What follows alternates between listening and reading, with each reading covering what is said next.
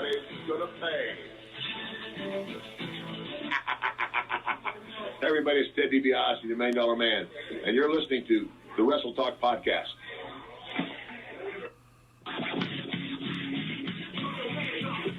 And on the night out, you're tuning to Wrestle Talk. 657-383-1521.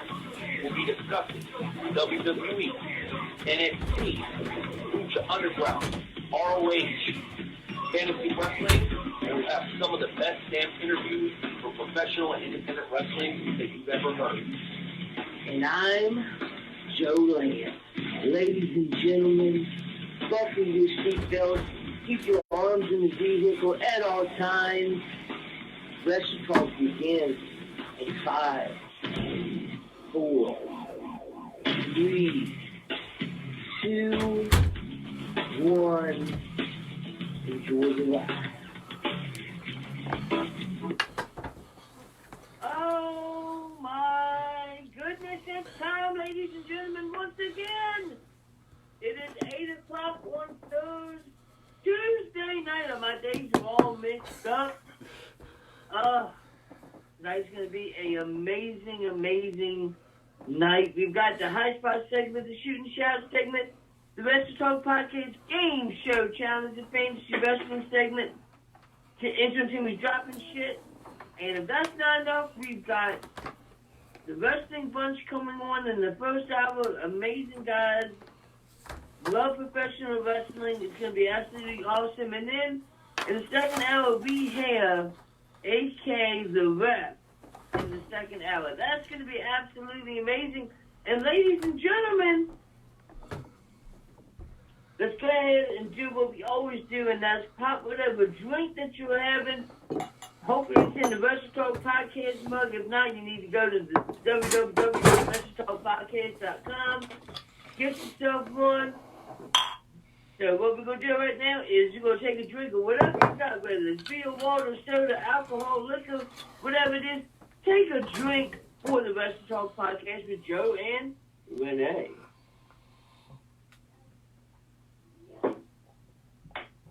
All right. Woo. I do love me some Yingling. Well, ladies and gentlemen, guess who is back? That's right. The Night Owl has finally gotten back from his celebration of the Chiefs winning the Super Bowl. So, ladies and gentlemen, without any further ado, the Night Owl.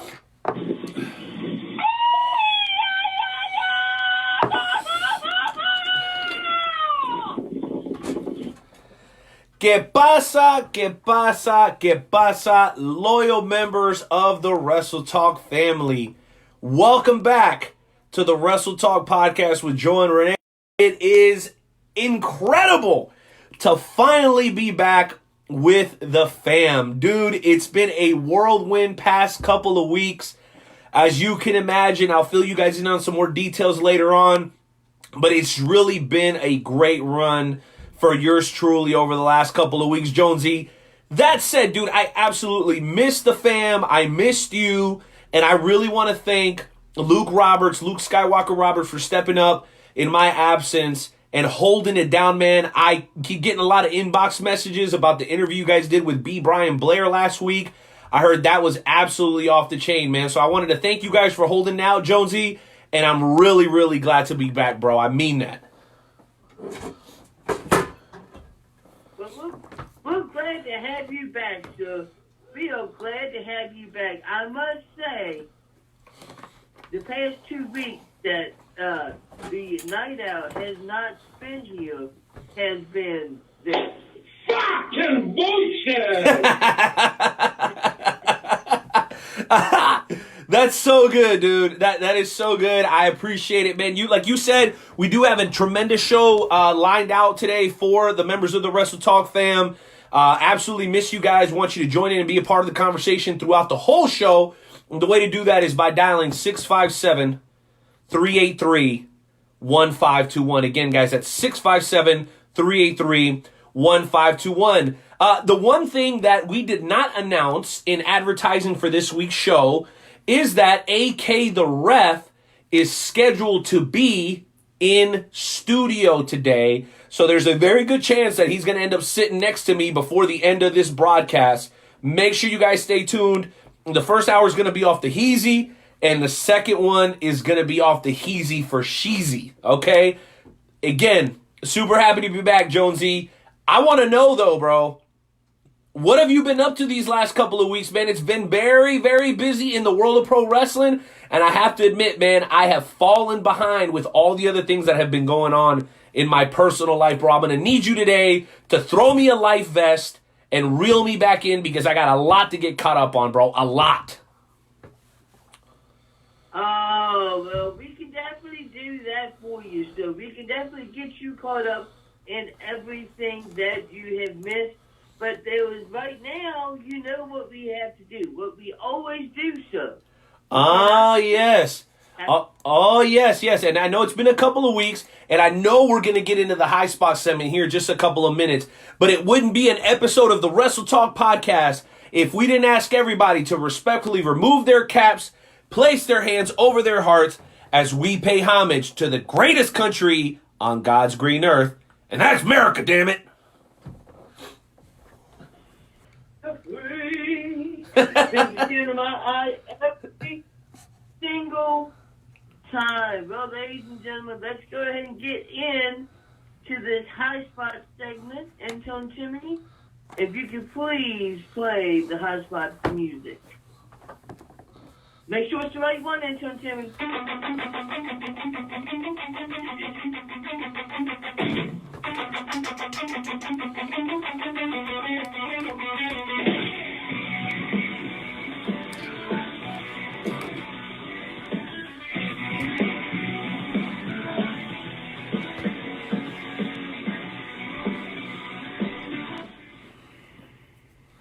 If that song doesn't get you pumped up for the high spot segment, I don't know what will.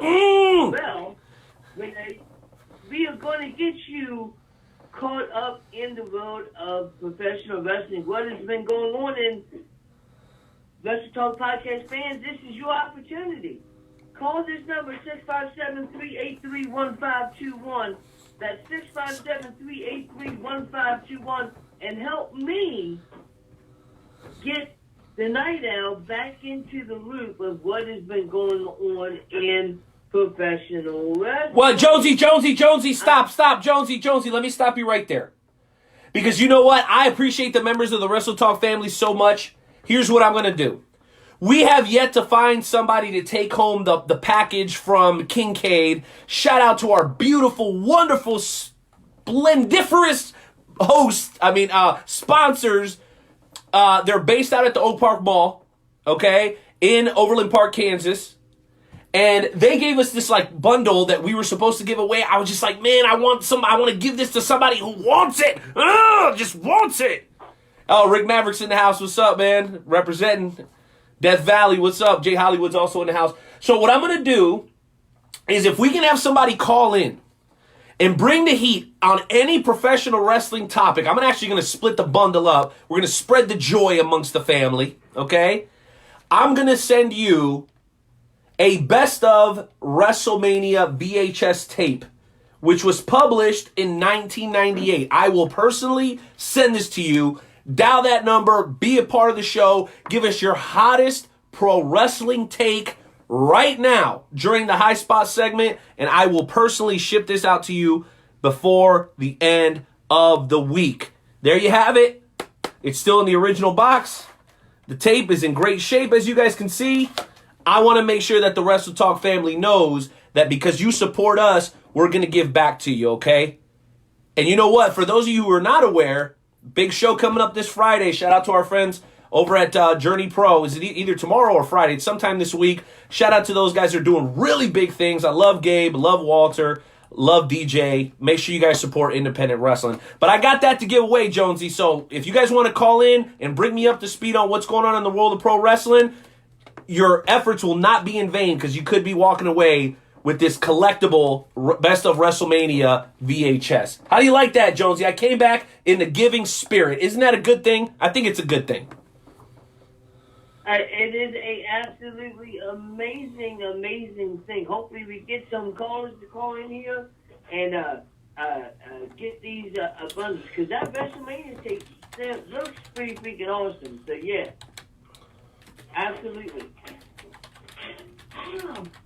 I'm typing the number out here for the listeners. So there we have it. Well, let's go ahead and get into it, Jonesy. I've missed a lot of wrestling over the last couple of weeks. I know a lot of big things have happened, and I want to start talking about it right now during the Hot Spot segment. Again, guys, one more time, that number is 657-383-1521, and I really appreciate you guys out there that are hitting the thumbs up, the heart, and especially the share button, man. Especially the share button. We love you guys. What do we got, Jonesy? Let's go. All right, well, if you remember last time that you were on the podcast, I mentioned that at WrestleMania it was going to be Charlotte Flair against Rhea Ripley. And your response was, never going to happen. It's not going to happen. NXT's not on the level of Monday Night Raw or SmackDown. And yet, as of last Sunday, Rhea Ripley is going to be facing Charlotte Flair at WrestleMania for the NXT Women's Championship. Also, He got me. well, He got me. this has to it still has to happen, but it's a very, very good possibility that we're also going to see Shayna Baszler against Becky Lynch at WrestleMania, because Shayna Baszler attacked Becky Lynch last Monday night and literally bit the back of her neck. Like, she looked like a vampire. She had blood coming down. I saw. She went off. Yeah, she went out in the ambulance and she came back.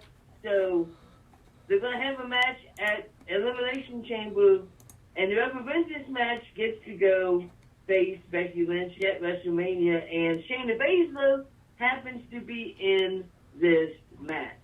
So once again, you could see Shayna Baszler against Becky Lynch at WrestleMania. So what do you think about that news so far? Okay, well, first of all, let me go ahead and eat some crow. Pass it over. Okay, I'm ready to chow down, because I will admit that when this topic initially came up, I was very apprehensive, because the WWE has shown me on a very regular basis that they would prefer to play it safe. I did not think that they were that ready to take that big of a leap.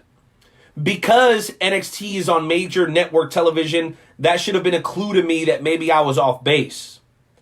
But you know what? For the wrestling fan inside of me, the dedicated wrestling fan, I think that's a great move. That's going to be a phenomenal match.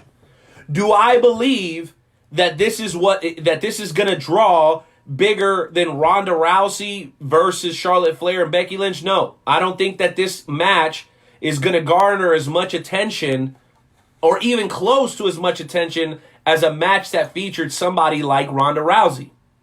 But I'm not an outsider looking in. I am a professional wrestling fan through and through. So for me, this is fantastic. I absolutely love it, Jonesy. I'm not going to lie to you. I think it's great.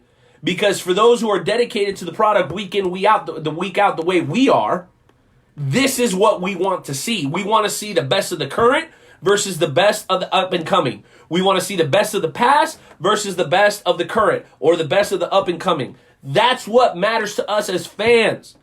It's not just about selling tickets to WrestleMania and bringing in the big names. It's about really showing that development is a critical part of your game plan moving forward, and the fact that they're willing to give Rhea Ripley this opportunity shows me that Triple H probably has a little bit more stroke now in the front office when it comes to this sort of thing than he had even 3 to 5 years ago, Jonesy. And I think for us dedicated lifetime wrestling fans, that is all good moving forward. That is my opinion. I will gladly eat that humble pie if it means that we are getting better wrestling, not just for the casual fan, but for the loyal fan. I'm very happy about that. And I cannot believe I missed the thing with Shayna biting Becky. I saw a couple of memes here and there on Twitter in between flights, but I don't even really know the whole backstory. I am very excited about going back and taking another look at that because it looks like they're really pulling out all the stops, dude. I'm digging it. It's like they're going from PG to PG-13 here and there. And to a certain extent, I'm good with it, man. I kind of like that. It sounds fun. It sounds like they're doing some really good stuff right now. Yeah, man. They definitely are. What they are doing with Randy Orton right now is absolutely phenomenal. Okay. So after the Royal Rumble, Edge came down to the ring, and Randy Orton came down. And Randy Orton, acted like he was Edge's friend, and then he basically attacked him, gave him an RKO, and then gave him a concerto. I love the concerto. Edge Nice. Out of action. So then last week, Randy Orton was out getting ready to talk about, why he had done what he did, and Matt Hardy came out. Randy Orton attacked Matt Hardy, gave him a concerto. He was supposed to have a match with Matt Hardy this week. Well, Matt Hardy comes down to the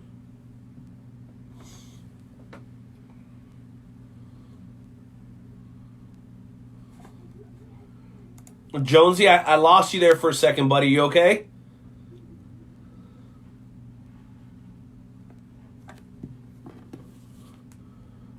All right, guys, I'm not sure if that's my connection or Nightmare Jones.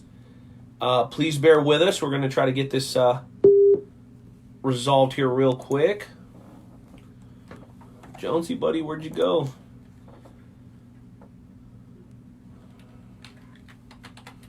Okay, well, as you guys could hear, Jonesy going on very passionately about some of the things going on with WWE, talking about Randy Orton in this situation with Matt Hardy. Now, I know a couple of weeks ago we posted a meme about Rebby Hardy. Not a meme, but it was like a clip of... it was like a little snippet of her Twitter page. Jonesy, it looks like you're there, buddy, but for whatever reason, I can't hear you. I'm hoping it's me, not you. But anyway, so we posted a Twitter snippet of Rebby Hardy. She posted a meme of Vince McMahon. Vince McMahon crapping on basically all of Jeff Hardy's ideas. And so you could tell even from a few weeks ago that there was some heat going on there. But since I haven't been able to keep up, I really need Jonesy back in here with me so that he can kind of fill me in on the rest of the details. Because I remember it wasn't more than like 2 months ago where Randy Orton faked that knee injury on AJ Styles. Sold it. Like, had everybody on the hook. And then, boom, catches AJ with an RKO out of nowhere, and I thought it was wonderful. So I guess Randy Orton continues to be on a hot streak. I'm going to go ahead and dial back into the to the podcast service. For those of you guys streaming on Facebook Live, thank you guys for hanging in. If you guys can do us a favor and share this broadcast, that is also another way for you to have a chance to win this Best of WrestleMania VHS tape. Share the broadcast while we go ahead and try to sort out our audio issues. Guys, just bear with us just a quick moment, please.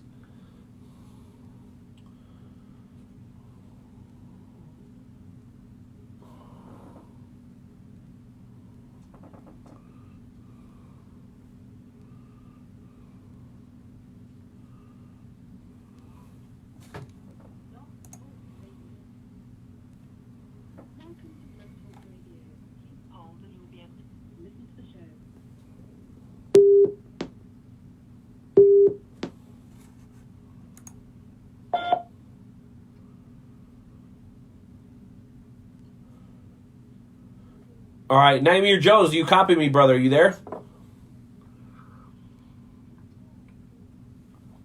Oh, looks like it might be Joe with the issue here.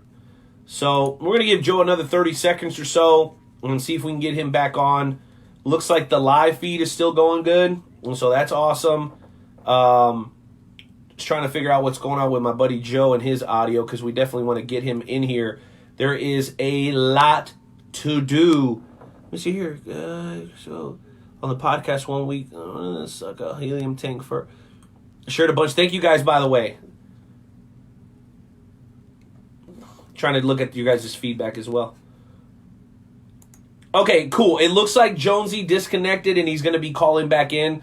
That's a good thing. That means we're going to have him in just a matter of moments. I think he was just kind of frozen there for a second. But anyway, guys, this is the part of the show where we really need you guys to call in. Help me out. Like I said, I've been out of the loop for a couple of weeks. I'm looking for the members of the Wrestle Talk family to kind of save me a little bit and bring me up to speed on everything that's been going on in the world of pro wrestling. We got the Wrestling Bunch coming on in just a matter of minutes. We got AK the Ref in the second hour. He's going to be in studio, ladies and germs. It doesn't really get any better than that. So for the time being, I need you guys to dial that number, 657-383-1521, so you guys can bring the night out up to speed on everything that's going on in the world of pro wrestling. Because like I said, between the Chiefs winning the Super Bowl, being in San Francisco all last week for work, I am 100% out of the loop, and I really don't know what to do. So I need your guys' help. I need information. I need to be brought up to speed. Again, 657-383-1521, gang. We absolutely need you guys to call in and save the day. Okay? I need somebody to talk wrestling with. Now, what I will tell you, though, is that things are going to get a little wild in the second hour, because we are talking to AK the Ref, and he is a hardcore Chiefs fan. This man went to every game this year for the Kansas City Chiefs, and he's also one of the most sought-after referees in the Midwest today. So, okay, it looks like we got some people on hold and ready to go. Nightmare Jones, are you back, sir? Nightmare? I am here. Are you here? I am here, sir. Are you back? Jonesy, are you back? Jonesy, I can hear you, brother. Hello. We can hear Jonesy. He can't hear us.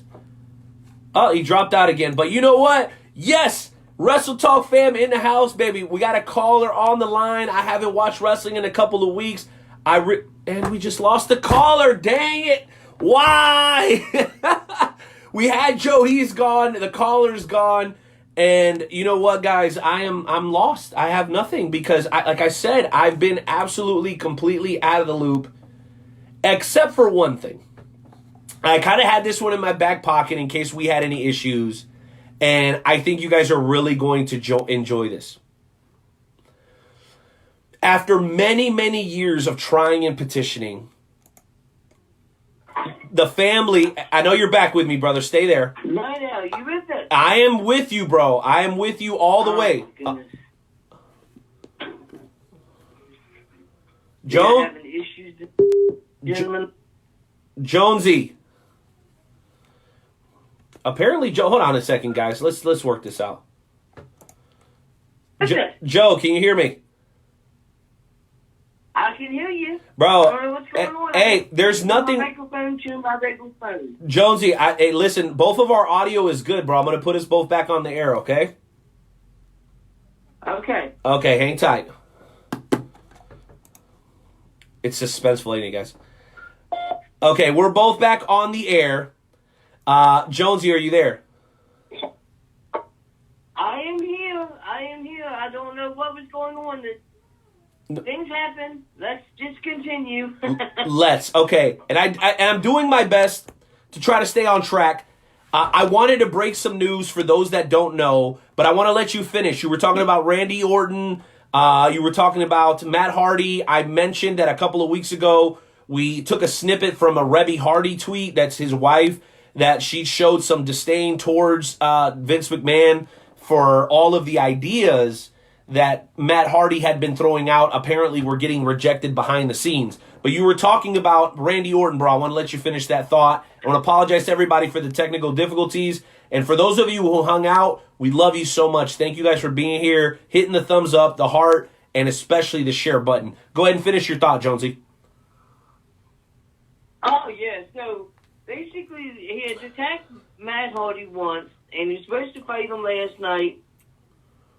Matt Hardy comes to the ring, he gets hit with an RKO, and then Randy Orton takes him to the outside and delivers what would probably, I would say, is the most brutal concerto I could ever think of. He put Matt Hardy's head on the steel step and then used a chair on him as on his head as well. And he did that not once, but twice. And so Randy Orton has he's snapped. I don't know what is going on, but this is the Randy Orton of old, the violent Randy Orton, the guy that used to use the punt and punt people in the head. I mean, it was absolutely brutal. It was crazy. If you haven't seen it, you got to take a look at it. Well, no, I'm going to go back and take a look at it, and I can tell you because I remember a few weeks ago, Jonesy, and I mentioned this while you were off the air. This is the same Randy Orton that had everyone on the internet fooled, and anybody who tries to pretend like they knew what was going to happen is a liar. You were just guessing. Because he got all of us, Jonesy, or at least most of us. This was when, according to reports, Randy Orton had hurt his knee. He'd hurt his knee. Everybody thought that coming off the pay-per-view, we were going to see Randy Orton take a 6 or 8 month break because of the knee.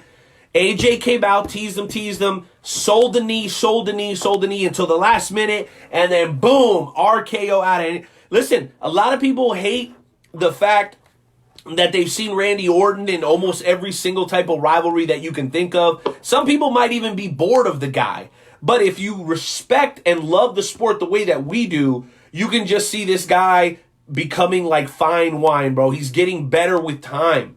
He really had me fooled with that knee injury, and he switched it around on everybody. And then this is vintage Randy Orton, and it might even be the best Randy Orton we've ever seen. I want to get some of the callers on the line, though, Jonesy, because we're a few minutes away from the wrestling bunch. So let's go ahead and throw to one of the callers and go ahead and have him come on and talk to us a little bit about pro wrestling, because guess what? We've been doing high spots for 20 minutes now, and basically all I've heard about is WWE. So I need somebody that can bring me up to speed on what's going on in the world of professional wrestling outside of WWE, because we know that that's not the only kind of wrestling. Especially if you've listened to Wrestle Talk for any amount of time, we talk about all things professional wrestling here on the Wrestle Talk podcast, and I can't think of anybody better to bring on than our old friend, El Luchador. Luchador, thank you for calling in, bro. Help me. I've missed wrestling the last 2 weeks. Bring me up to speed, bro. What the hell is going on? Oh, man. Night Owl, where you been, man? How you been missing wrestling for 2 weeks? Okay, wait a minute. Wait just a minute. You clearly didn't hear the beginning of the show, Luchador. Okay? Which is... fucking bullshit! Okay? That said... The Chiefs won the Super Bowl. I couldn't even get to my car for a week because of the parade and everything that happened there, much less watch any TV or do a podcast. And then last week, your boy was in San Francisco on business. So I've been completely out of the pro wrestling loop for the last 2 weeks, and I need your help to bring me up to speed again, bro. What do you got? Oh, man. Well, let's see here. Of course, everybody's talking about Impact Wrestling once again. That's what I'm watching right now. Okay.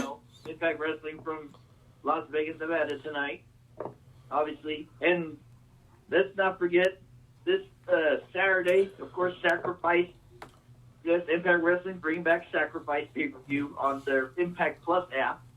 And what I know, I guess it's going to be a champion versus champion match at that show. It's going to be the Impact champion, Tessa Blanchard, taking on the X-Division champion, Ace Austin.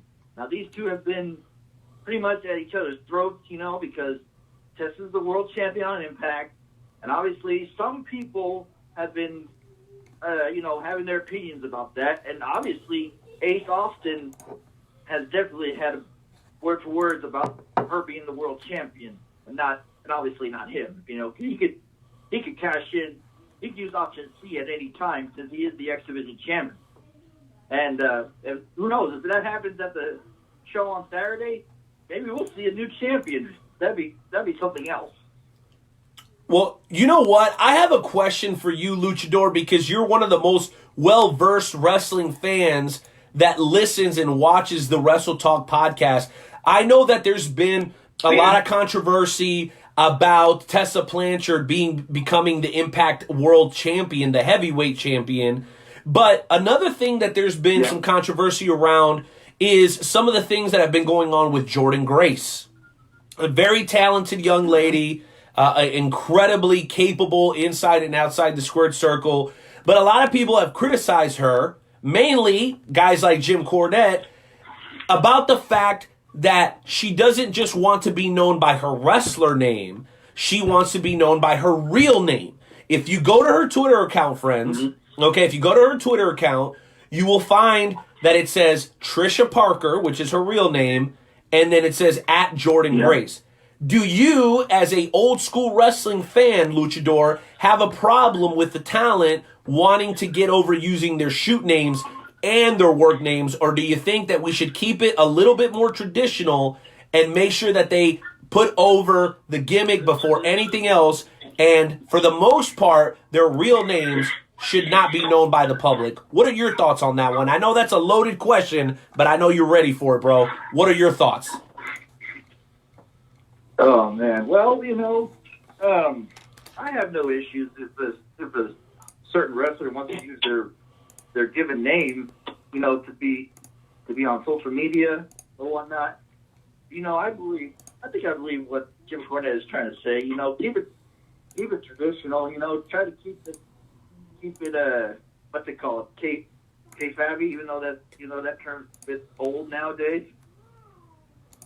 But hey, more to Jordynne Grace, even though, and now she's the new knockout champion. That she won the championship last week in Mexico. Do you believe that?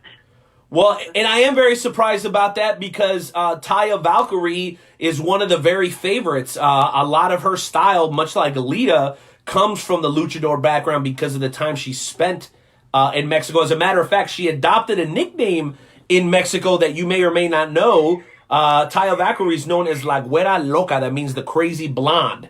That's what that means in Spanish. So I'm very, very surprised. But a lot of people are being rubbed the wrong way, not only because Tessa's the champ, but because you have Jordynne Grace, who doesn't necessarily respect the old-time tradition of keeping your real name low-key. She wants everybody to know that she's Trisha Parker, right? And some people don't necessarily appreciate that. I just wanted to know your perspective on it. But I will say this, man. Thank you so much for the TNA update, Luchador. We love you very much, and you were officially in the running.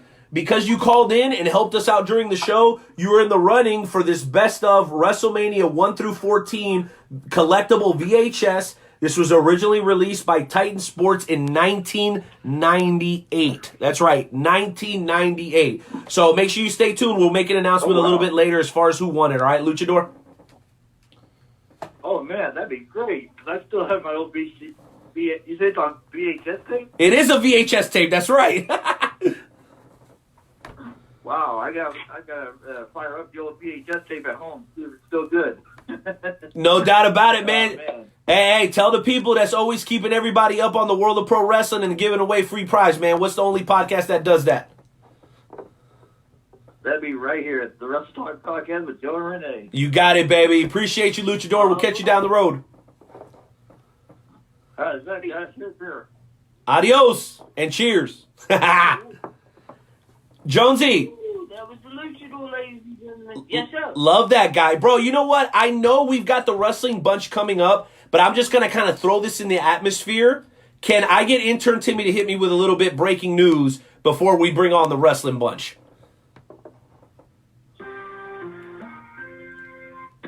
Breaking news, ladies and gentlemen. As you know, here on the Wrestle Talk podcast, we have been huge advocates for a very long time for the induction of both Owen Hart and the British Bulldog into the WWE Pro Wrestling Hall of Fame. And guess what? Today, according to sources, the British Bulldog will be inducted in this year's WWE Hall of Fame. So congratulations to the late, great British Bulldog. Definitely a long time coming, super duper overdue. But you know what? Details be damned. We're not going to worry about why it hasn't happened until now. We're just going to celebrate the fact that it is happening right now because there are few factions as memorable as the Hart Foundation. And if you're going to have Bret Hart in the Hall of Fame, if you're going to have Jim the Admiral Neidhart in the Hall of Fame, then you pretty damn well better have the British Bulldog too. And that's the bottom line because the Night Owl said so. I am so glad to be able to announce that news. It's been a long time coming. And I'll tell you guys what, give us some thumbs up and some hearts if you guys love the fact that the British Bulldog is finally going back to the Hall of Fame. Woo! Okay, I kind of mixed two characters there. Don't judge me, but I wanted to drop that news for the Wrestle Talk podcast before we got into our first featured interview of the night. That said, Jonesy, why don't you go ahead and kick us off with a proper introduction?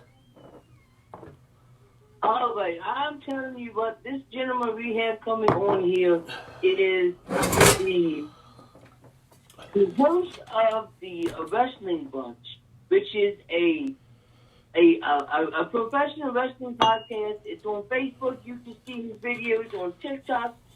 Mike has been a huge professional wrestling fan for many years. He's been in the radio business. He has his own radio shows. Mike is an amazing guy, and I cannot wait to get to talk about professional wrestling and some of his experiences. You know, he's an old school guy, kind of like I am, so he knows all about, the old school wrestling, like Andre the Giant and all that stuff. So, ladies and gentlemen, let me introduce you to the Wrestling Bunch's own Mike Minarski.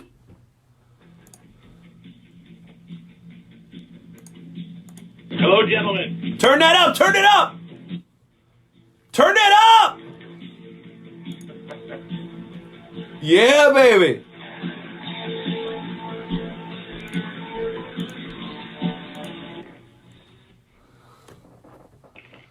I love that music, Mike, man. how you doing?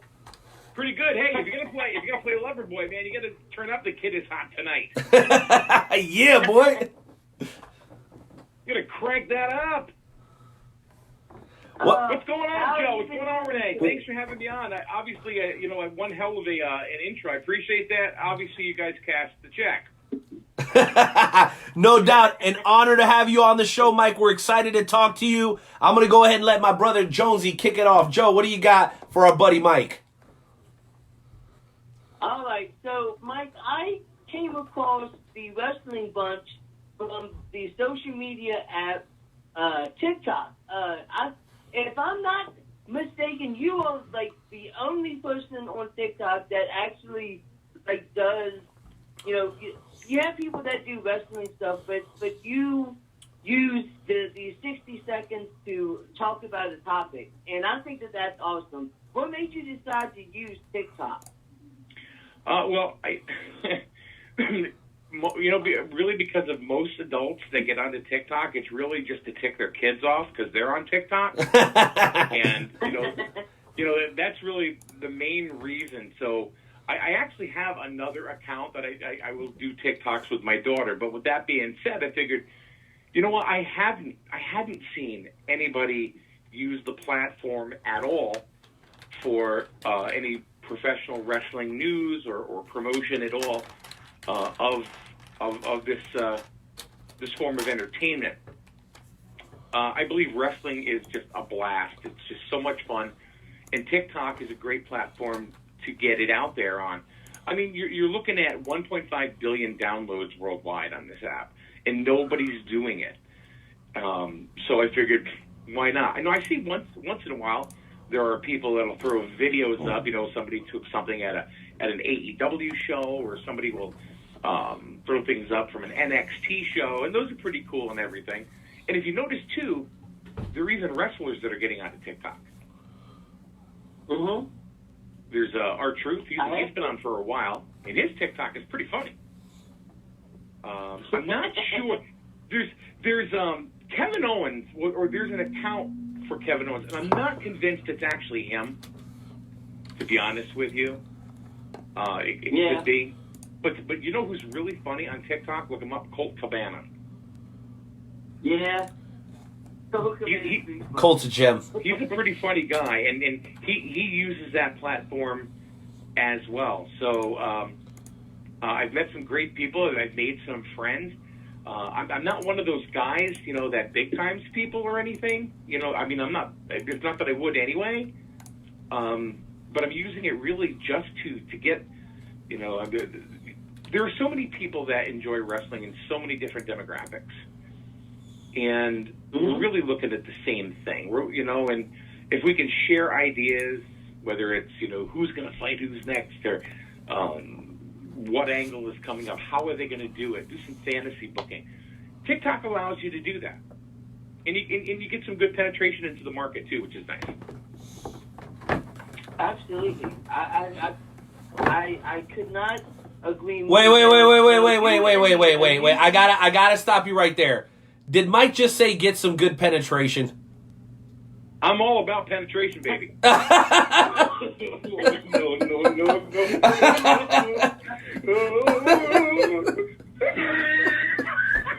I'm sorry. I'm sorry. I felt like acting 12 years old for a second there. No, that's all right. Go. That's what it sounds like on TikTok all the time.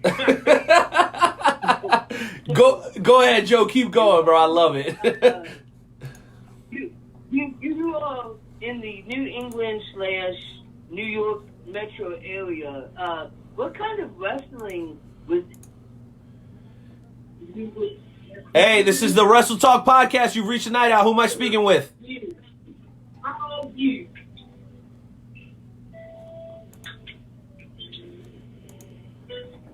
Hey, you're on the Wrestle Talk podcast. Q. This is the night out. Who's this? It's your boy, the hottest in time in space. Yo, what up? It's El Diablo. Yeah, I'm just tuning in though, my guy. Enjoy, brother.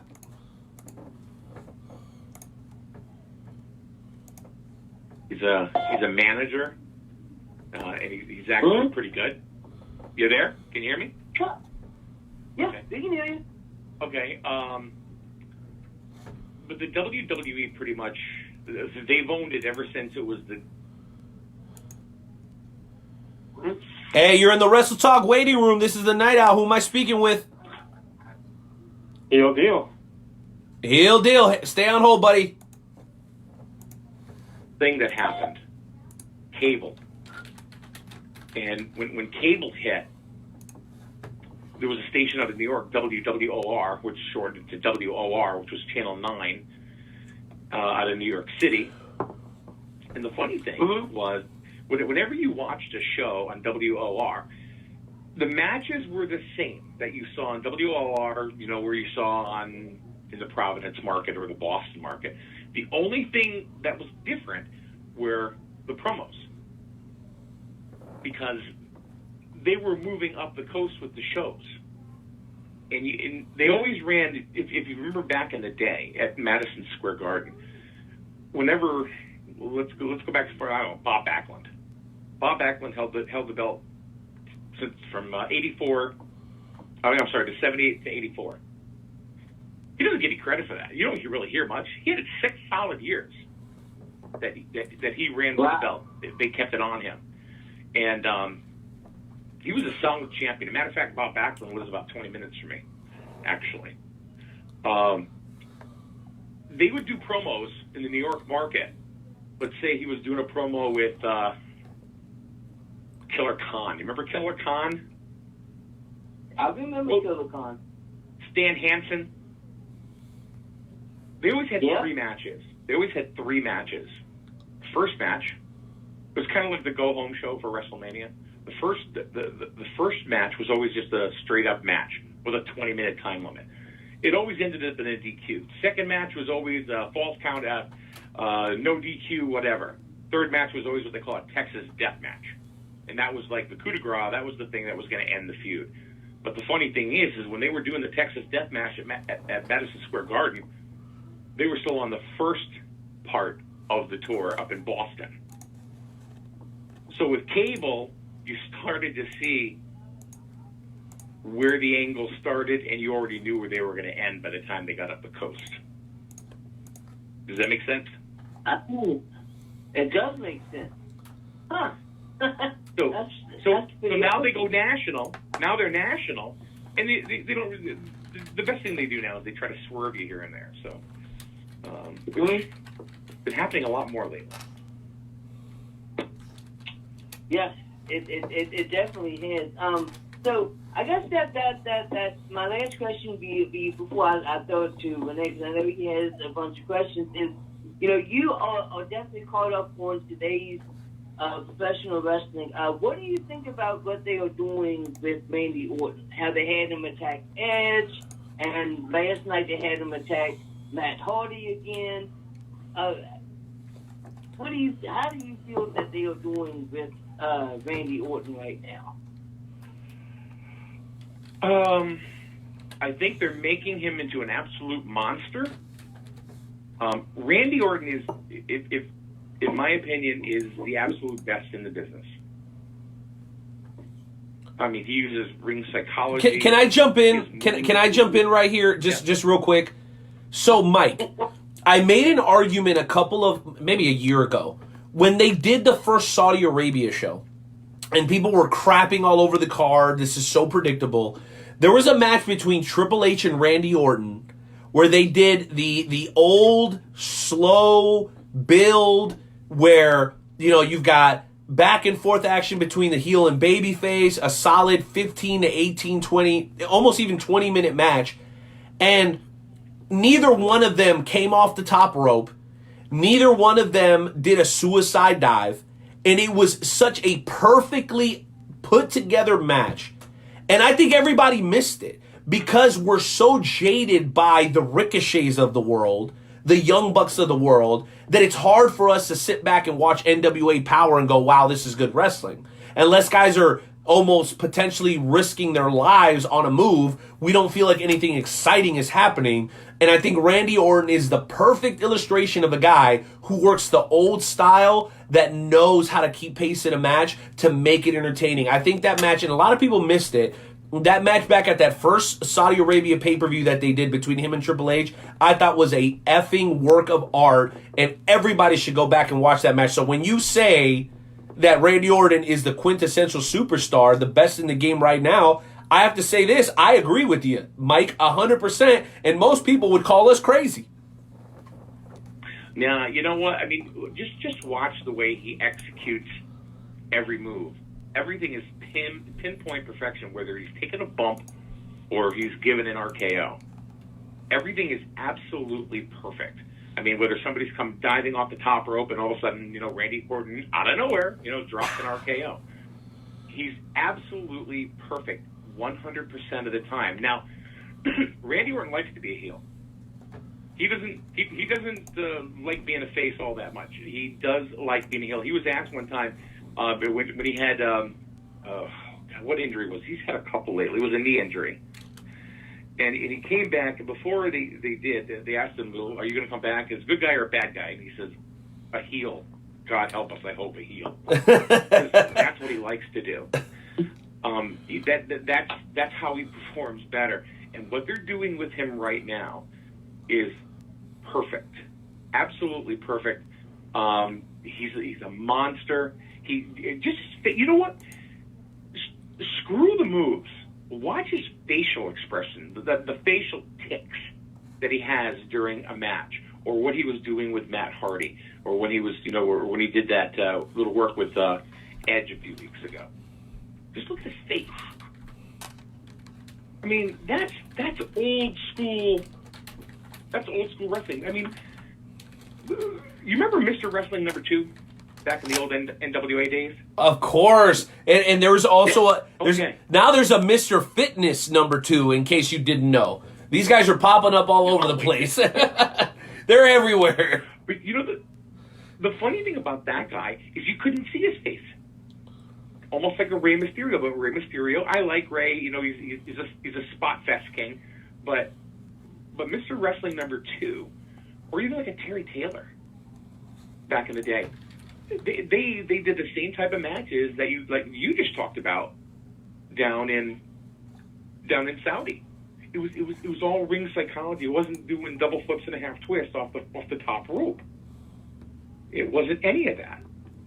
I think it's cool when Keith Lee does it because you don't expect Keith Lee to do it, or you don't expect Dijakovic to do it because they're huge. They're gorillas.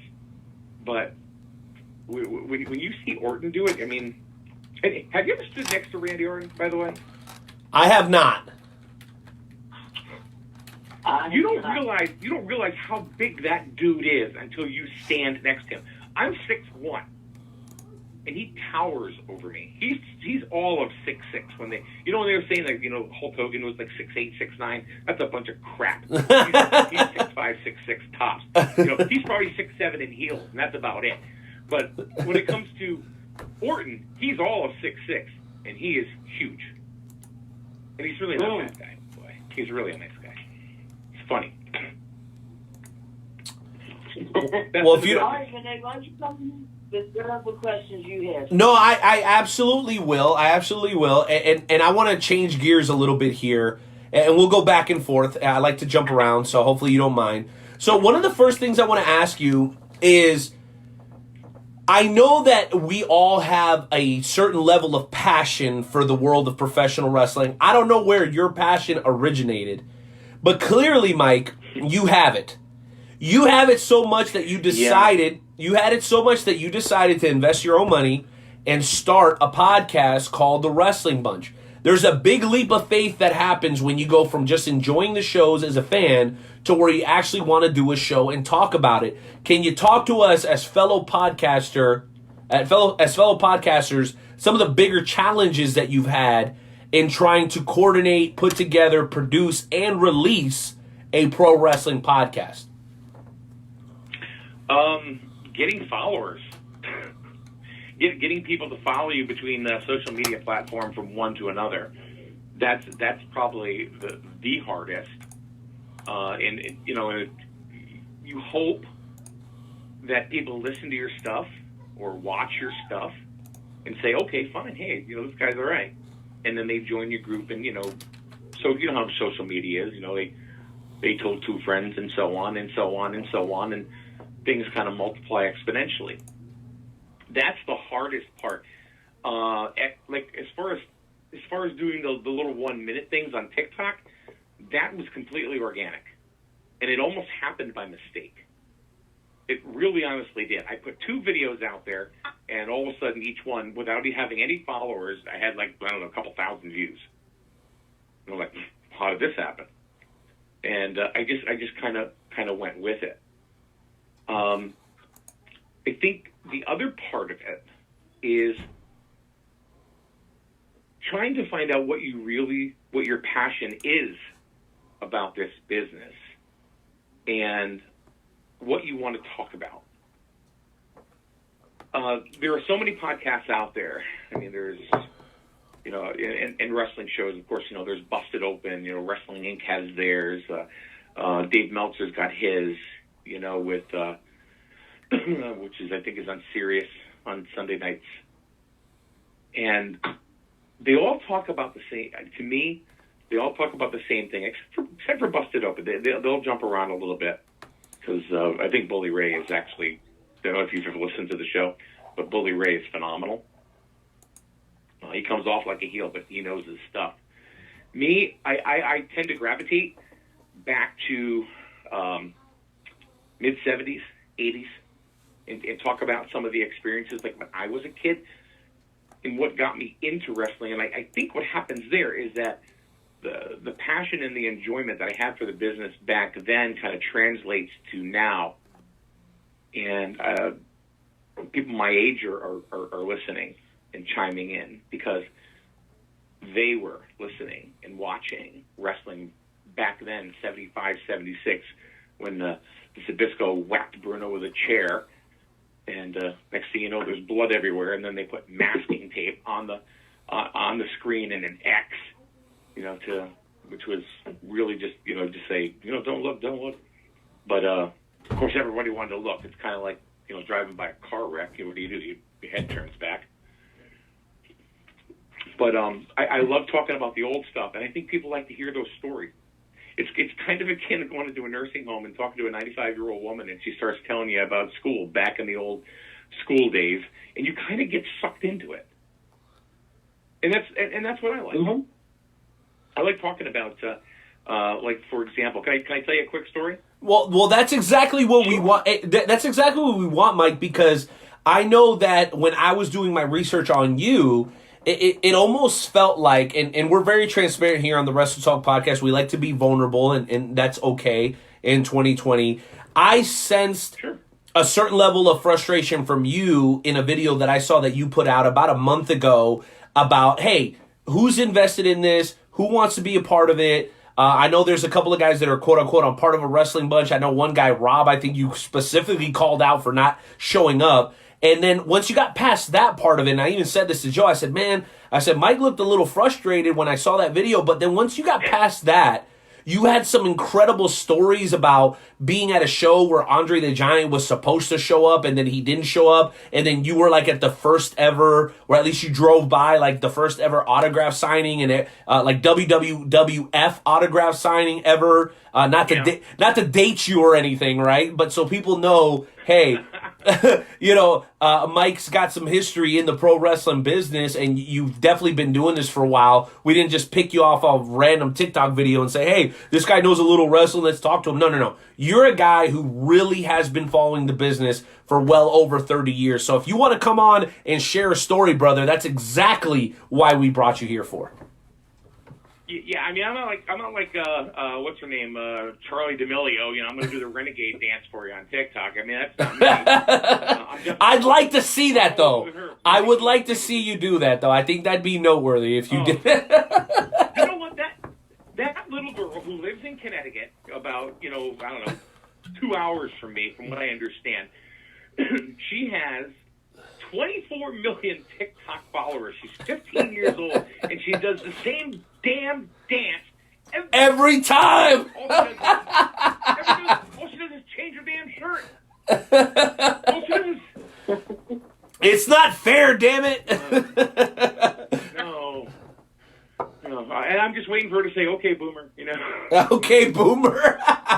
My son calls me boomer all the time. I'm like, son, Generation X, man, get it right. But go ahead, man. We'd love to hear a story, bro. Go ahead.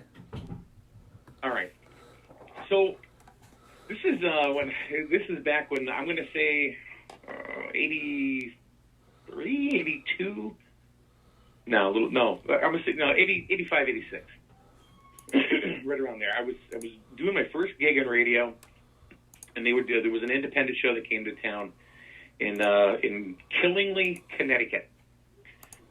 And they called the radio station. They asked if we wanted to give some tickets away, and we did. And then they said, well, we also need a ring announcer. Can you send us somebody?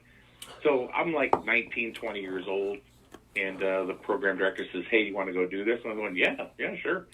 I was a big wrestling fan, so I said, yeah, I definitely want to do it. So we get there, and I get into the school, and I'm walking around, and I asked somebody where the wrestlers are getting ready, and they were getting ready on the second floor in a couple of the classrooms. So I started going up the stairs, and there was this big monster of a man that I'd never seen before. I mean, he was huge, and this tiny little blonde-haired woman was just sitting there, brushing his hair. And I said, the wrestler's up there? He looks at her and then looks at me and he goes, no speak English. And I went, okay. And I said, well, she looked, I mean, she didn't look Spanish. I mean, she looked English, Finnish, crying out loud. All right. I'm supposed to be ring announcing. And he just looks at her again and he looks at me and he goes, oh, yeah, up there, man. And he just pointed me up. Back then, he was wrestling under the name of Coquina Maximus. Does that ring a bell? Coquina Maximus. Joe, you're a bit more of a historian than I am, bro. Does that ring a bell with you? Because It doesn't. That doesn't ring a bell with me. Who did Lex Luger slam on a big ship?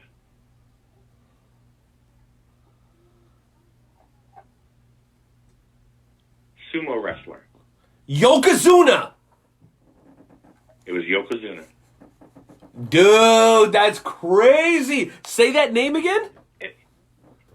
Coquina Maxima or Maximus Coquina Maximus. That is his Samoan name. Right, I guess. Then I went upstairs, and there were some local guys and stuff. There was a Moondog Spot was up there. There was an East Coast guy by the name of Yukon Jack. Crazy. 6'10", legit 6'10".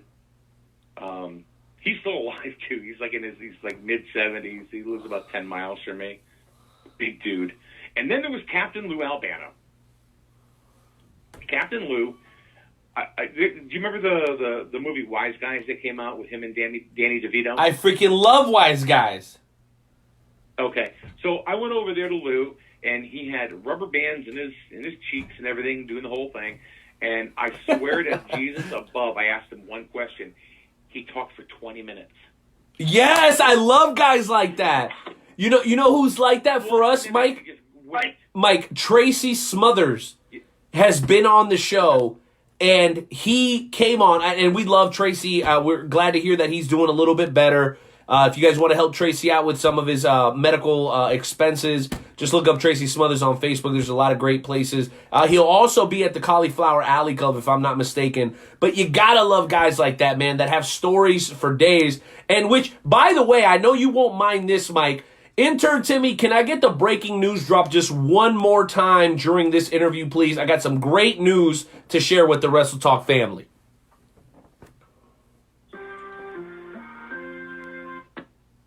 All right, ladies and gentlemen, breaking news. As I mistakenly reported about a month ago, the great SICW promoter Herb Simmons, alongside the late, great Larry Matisek, have been in the business for well over 40 years. And I reported here on the Wrestle Talk podcast that Herb Simmons was going to be inducted into the Cauliflower Alley Club. I was wrong. It was the Midwest Independent Pro Wrestling Hall of Fame. But I was ahead of the curve. I think I kind of had a spoiler for everybody because just today it was announced that Herb Simmons will be recognized at the Cauliflower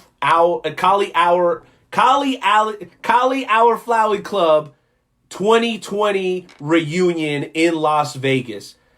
Cauliflower Alley has done so much for the legends of professional wrestling in providing a fund for them to be able to get medical assistance beyond their active years. The CAC, Brian Blair, they've been extremely good to us, and so has Herb Simmons. So I wanted to make sure that we reserved a spot to recognize Herb Simmons for his incredible accomplishments in the world of pro wrestling. And quite honestly, nobody deserves it more. So congratulations to Herb Simmons for this upcoming recognition that he's going to be receiving at the Cauliflower Alley Club in Las Vegas, Nevada. The reunion at the end of April in 2020. Let's have a round of applause.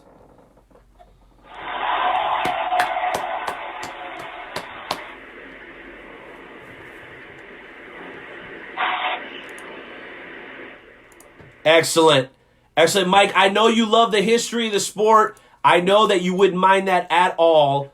Why don't you go ahead and continue with your thoughts, man? I just wanted to squeeze that in there because that is such a huge deal. And a lot of people have a lot of bad things to say about the WWE Hall of Fame. I've never heard any of those sentiments about the CAC. In my opinion, one of the very true and real pro wrestling Hall of Fames that actually exist out there. Mike? Well, the Cauliflower Alley is definitely the one. That's where all the old pros are. That's where the old pros are. Hey, no, I heard you announce Davey Boy Smith. Yeah, okay, you beat me to the punch. You beat me to the punch because that was my last question for you before I throw it over to Joe.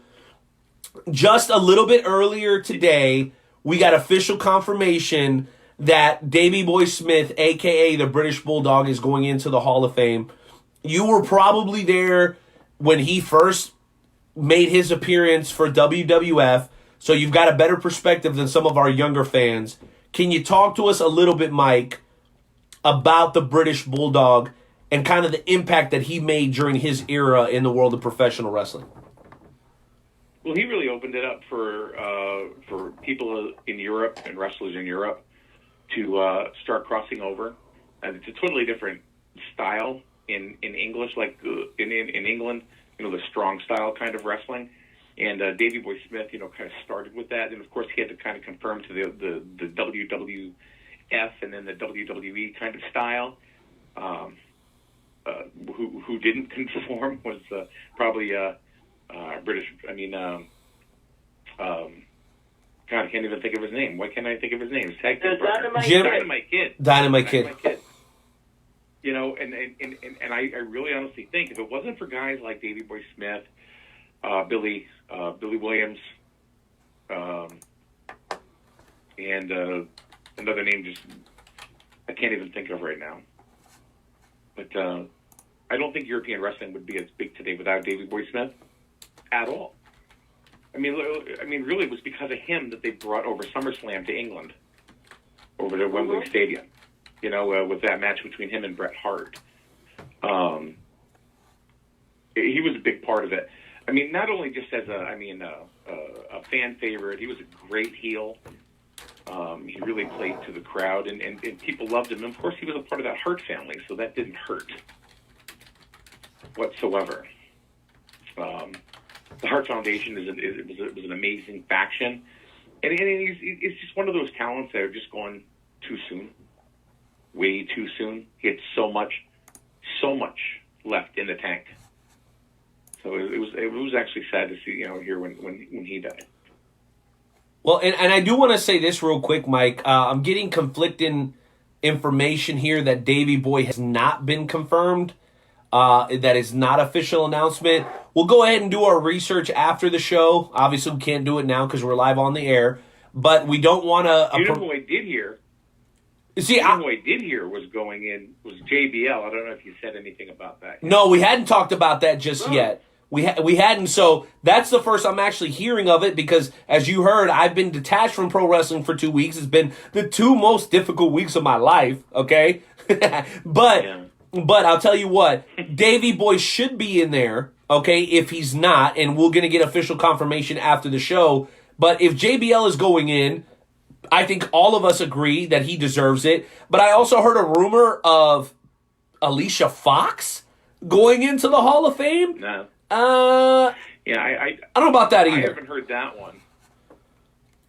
But I want to throw a few names at you, and you tell me if they deserve to be in the Hall of Fame in your guys' eyes. Let's do it, and then we'll get into shoot and shout. Bring it. What do you got?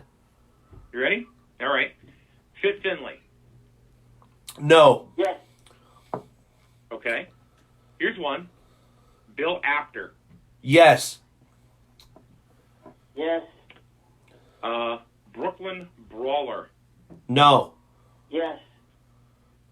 We got one yes, one no there? Correct. Yes. All right. Yep. All right, I got 2 more. Vince Russo. Yes. Ooh. Yes. Joe, I heard the tone in your voice in that response. You don't sound very excited about that one. Gotta leave the East Coast guys alone. What's wrong with you? I love my East Coast guys. Bruce Pritchard. Yes. Yes. Adrian Street. No. He's another one of those English guys. See, now I thought they were going to put him in, especially when they did that when they did that presentation on him last year. The network did a whole show on Adrian Street. Close, and but he did some time down at the Performance Center doing some training. Training, I saw that. No doubt about it. Well, I'll tell you what, Mike, just from the little bit of time that we've had with you here tonight, it sounds like the Wrestling Bunch is something worth checking out. And I've been trying to give away this old VHS, originally released in 1998. It's the best of WrestleMania 1 through 14. And guess what? if somebody can screenshot me a picture of them going over to the Wrestling Bunch Facebook page and liking them, you will win that VHS. And I don't even care that you don't have a VHS player. Trust me, I got a Rise and Fall ECW VHS. I got a Rise and Fall of ECW VHS that I never plan on playing, even if I have a VHS. These things are highly collectible. They look great up on the shelf, and it's absolutely free. All you got to do is screenshot the Wrestle Talk podcast, a picture of you following the Wrestling Bunch, and that VHS is yours, courtesy of the Wrestle Talk podcast with Joe and Renee. That said, Mike, we want to go ahead and close this segment out strong, so we want to invite you to join us for what we call the Wrestle Talk Podcast Shoot and Shout, where each of us get roughly 30 seconds to vent about anything that is pissing us off, whether it be wrestling related or not. The question is, Mike, I hear you're a competitive guy. Are you in for the Shoot and Shout, or are you not in? I am in. Let's go. We'll have you kick it off. Then it'll be Nightmare Jones, and I'll close it out. We got music beforehand, and then we'll get right into it for tonight's edition of the Wrestle Talk Podcast, episode 286. Intern Timmy, hit the music. Do I go now? Wait for the music. One of the things. 1 second.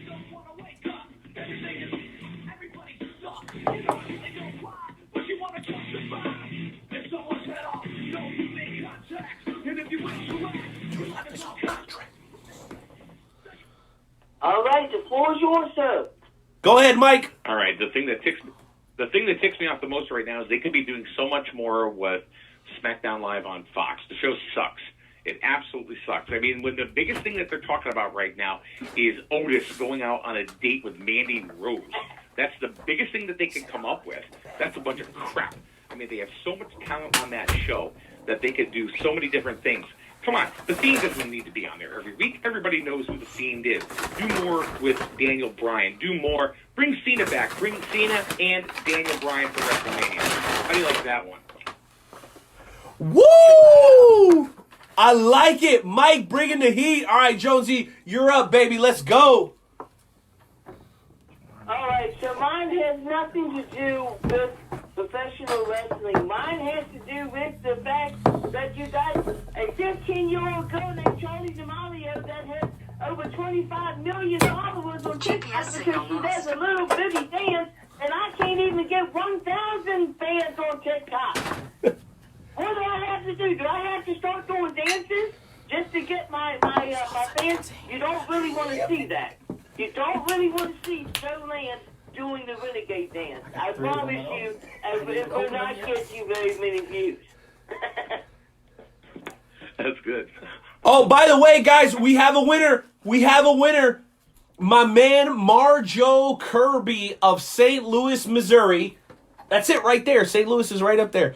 My man, Marjo Kirby of St. Louis, Missouri, is the official winner of the WWF WrestleMania 1 through 14 collectible VHS tape. Congratulations. Thank you for liking the Wrestling Bunch, and the rest of you guys should go like the Wrestling Bunch on Facebook either way. That said, it's my turn to shoot and shout, and I'm going to piss a whole lot of people off with this one. I was in San Francisco. It's my turn to shoot and shout, and I'm going to... Is there an echo in here? No, I was in San Francisco. I was supposed to be coming home on Thursday. But guess what? It didn't happen. You know why? Because I took the train from San Carlos to San Francisco, and the train was delayed by 40 minutes. Do you want to know why? You want to know why? Because a couple of homeless guys got into a fight butt naked 3 train cars up ahead of me. And them fools, the cops were involved. It was bleeding. There was blood all over the place. I missed my damn plane. I had to stay an extra day in San Francisco. Nancy Pelosi, do something about these homeless people in San Francisco. You're pissing me off. They're pissing all over the street. They're fighting in the streetcar. And I missed Valentine's Day because of you. Damn it, Nancy Pelosi. I'm very upset with you right now. That's my shoot shot tonight. Somebody needs to stop these homeless people from fighting on the damn train. God damn it. Oh my God, I'm so upset. I'm so upset right now. Somebody do something about these homeless people. My goodness. That's my shoot shout tonight. 2 things before we go. Mike, thank you for being such a gracious guest. Man, you've got a bunch of great stories to tell, and I feel like we just scratched the surface. So number one, promise us you'll come back and do the show again. And number two, man, we want to welcome you in as the newest member of the Wrestle Talk family, man. Thank you so much for being here. Thanks, and I will certainly agree to those two. Those two things. You got it, brother. You can count on us. All right, very good. Hey, guys, thank you so much for having me on. I really appreciate it. You guys are a lot of fun. Hey, one more time, man. Plug the social. How do people follow the Wrestling Bunch on social media?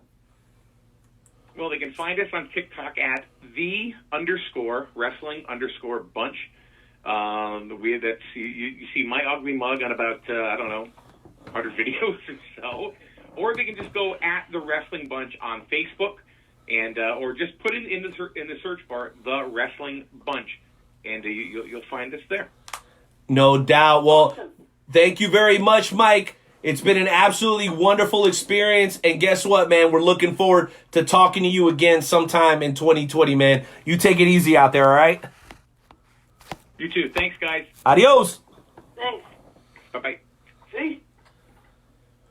Woo! Oh, my goodness. What a show, what a show. Jonesy, why don't you take us to break, bro? All right, I will definitely take us to break. We will be back in 2 minutes and 20 seconds with the FWWC segment. You never know what's going to happen on the FWWC segment. We'll see you in 2 minutes and 22 seconds. Peace. Turn it up, baby.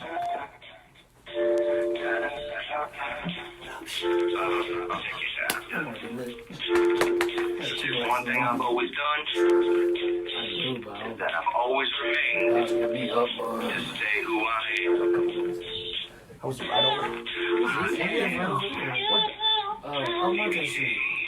Right across from Water Store Apartments. I didn't know in this area, these apartments were hot.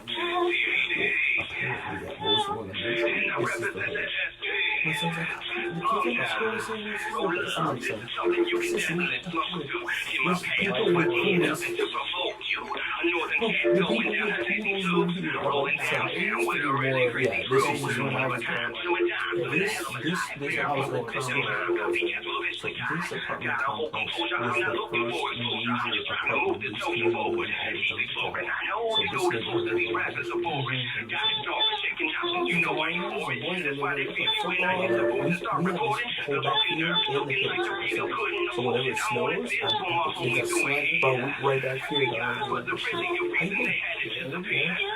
I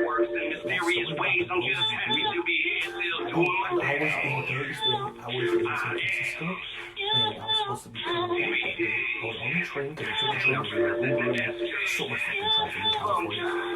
No, the train got delayed 40 minutes because two homeless guys were fighting with their pants down, and they were bleeding and shit everywhere. So it took the cops like 40 minutes to clean the shit up, and then they finally like tied up the train. But we're all on the train, and they were like 3 cars up, so they had to stop and decide to check it out. Yeah, so I missed that shit. So I just upset. This week, always got vintage toy store in our mall. You have a big one here, it's called Metro. It's right outside of Nordstrom's, Old Pup Mall, second floor, outside the food court. Leave the food court, make a left. It's Nordstrom's, and then right on the left side, that big building. Sitting right, actually, as a matter of fact, one discount and everything you see up there. They got a WrestleMania Press Pass in 1998 for $25. Not a Press Pass, a program. This is what Yo, what up? Night Out. Nightmare Jones. What up, Wrestle Talk fam? Do it for y'all. Check me out. Kick in the door, waving the 4-4. Even them haters can't hate us no more. So unlock your doors, cause we got some more. Every Wednesday we here, keeping it raw. Night Out, Nightmare Jones, and all the best jets. Like a double barrel pointed right at your chest. WrestleTalkPodcast.com. Smashing and killing it like the night of the prom. That's right, ladies and gentlemen, it's time for the FWWC segment. I am Nightmare Jones. I am taking over this segment. The night out is never to be... Wait a minute. What are you doing? I'm back. Hey! Get out of here, Nightmare Jones. You can't do this to me. No. Get out of here, Nightmare Jones. Get out of here. Nobody wants you back. Thank you. My goodness. Nobody wants to deal with that during the FWWC segment. Well, ladies and gentlemen, we are about 10 minutes away from our second featured guest of the evening. One of the most sought-after referees in the Midwest, AK the Ref, is going to be joining us in studio. He's already in the green room. He requested red and yellow M&Ms only. So, you know, when you got big stars in the green room, you got to make sure that you keep them appeased. He said he wanted cold Modelo's and only red and yellow M&Ms, and we are doing our very best to keep him happy. While he finishes settling in, we're going to go ahead and turn it over to the fine folks of the world's premier fantasy wrestling promotion. I'm talking about the Fantasy Wrestling Worldwide chapter, and we're going to kick it off by talking to a couple of general managers, starting with the general manager of Infinite, the one and only, ladies and gentlemen, Tank Westbrook. Tank, you're live on the Wrestle Talk Podcast, episode 286, FWWC segment, man. You're live, and you're required to bring the heat, man. What's on your mind tonight? Well, how you doing there, Night Owl? I'm doing good, baby. I've been gone for 2 weeks. I've been completely disconnected from the Matrix for 14 days. I'm glad to be back, man. What is going on with you, bro? What is up? Congratulations on your general manager position. From what I hear, you're doing a great job, bro. What is on your mind tonight? Well, you know, sir, when you have some superstars out there who are fighting and trying to get themselves recognized, which, you know, by the way, to all the FWWC superstars, congratulations, because y'all are doing a marvelous job.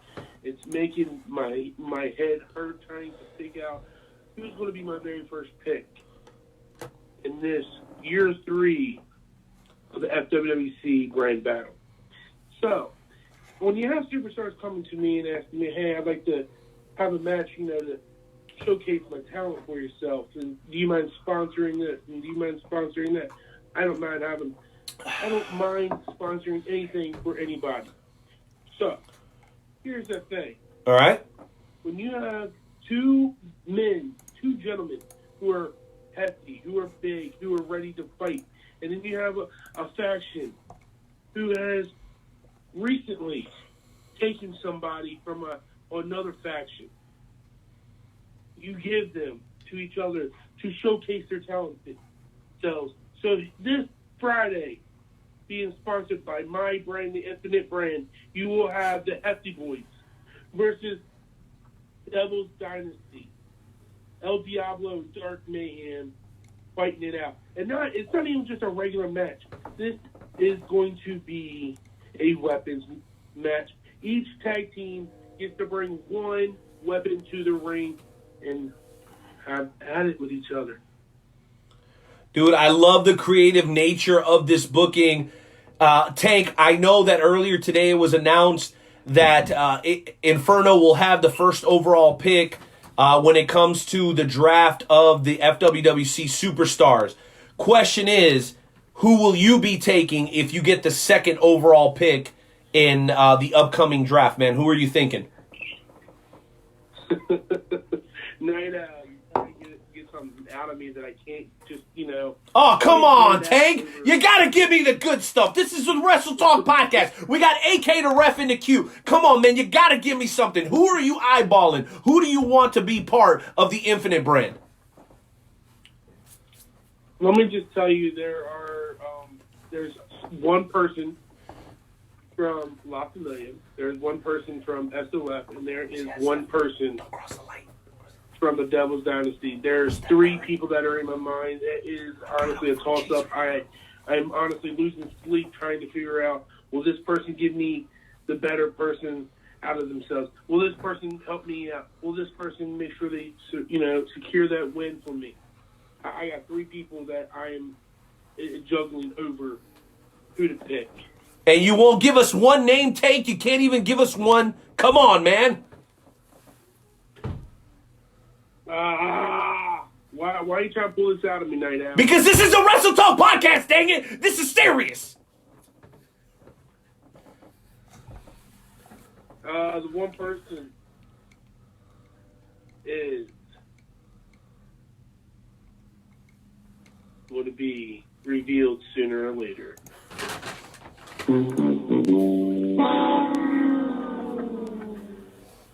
You had one job, Tank.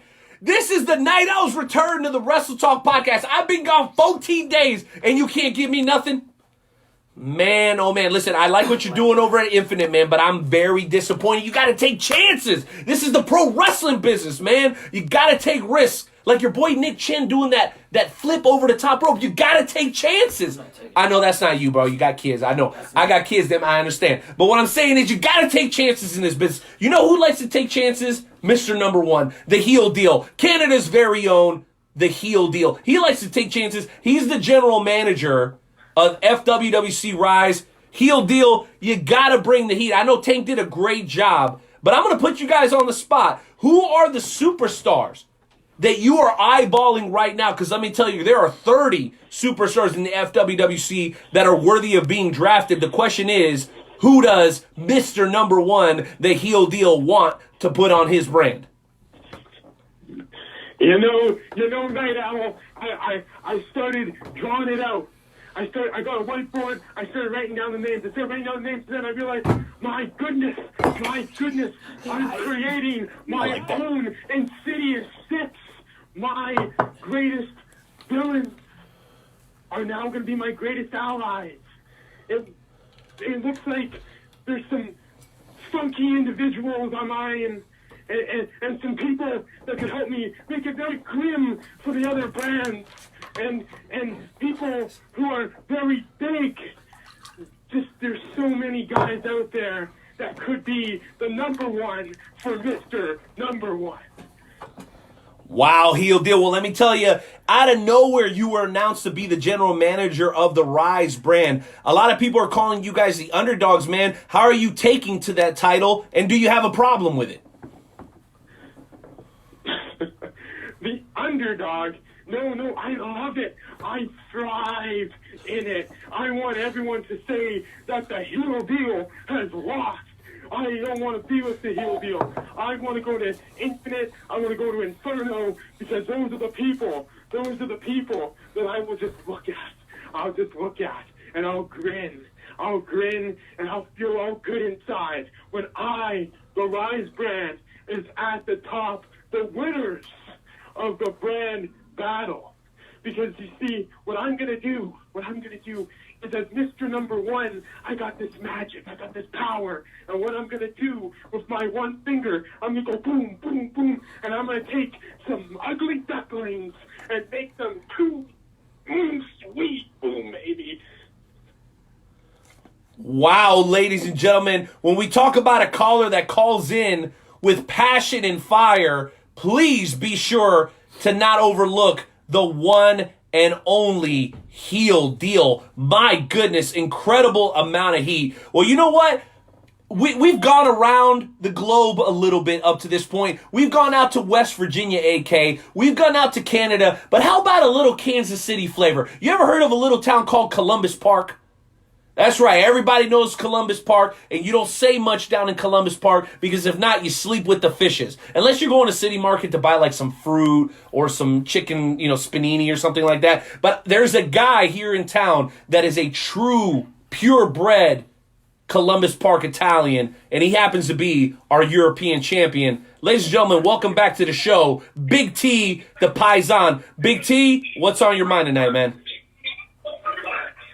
Well, a lot's on my mind. I've been back in Columbus Park training, mentally, physically, spiritually. I'm giving the FWWC the best version that they've ever seen of Big T. I agree. Big T don't care which brand you go to. I agree, Big T.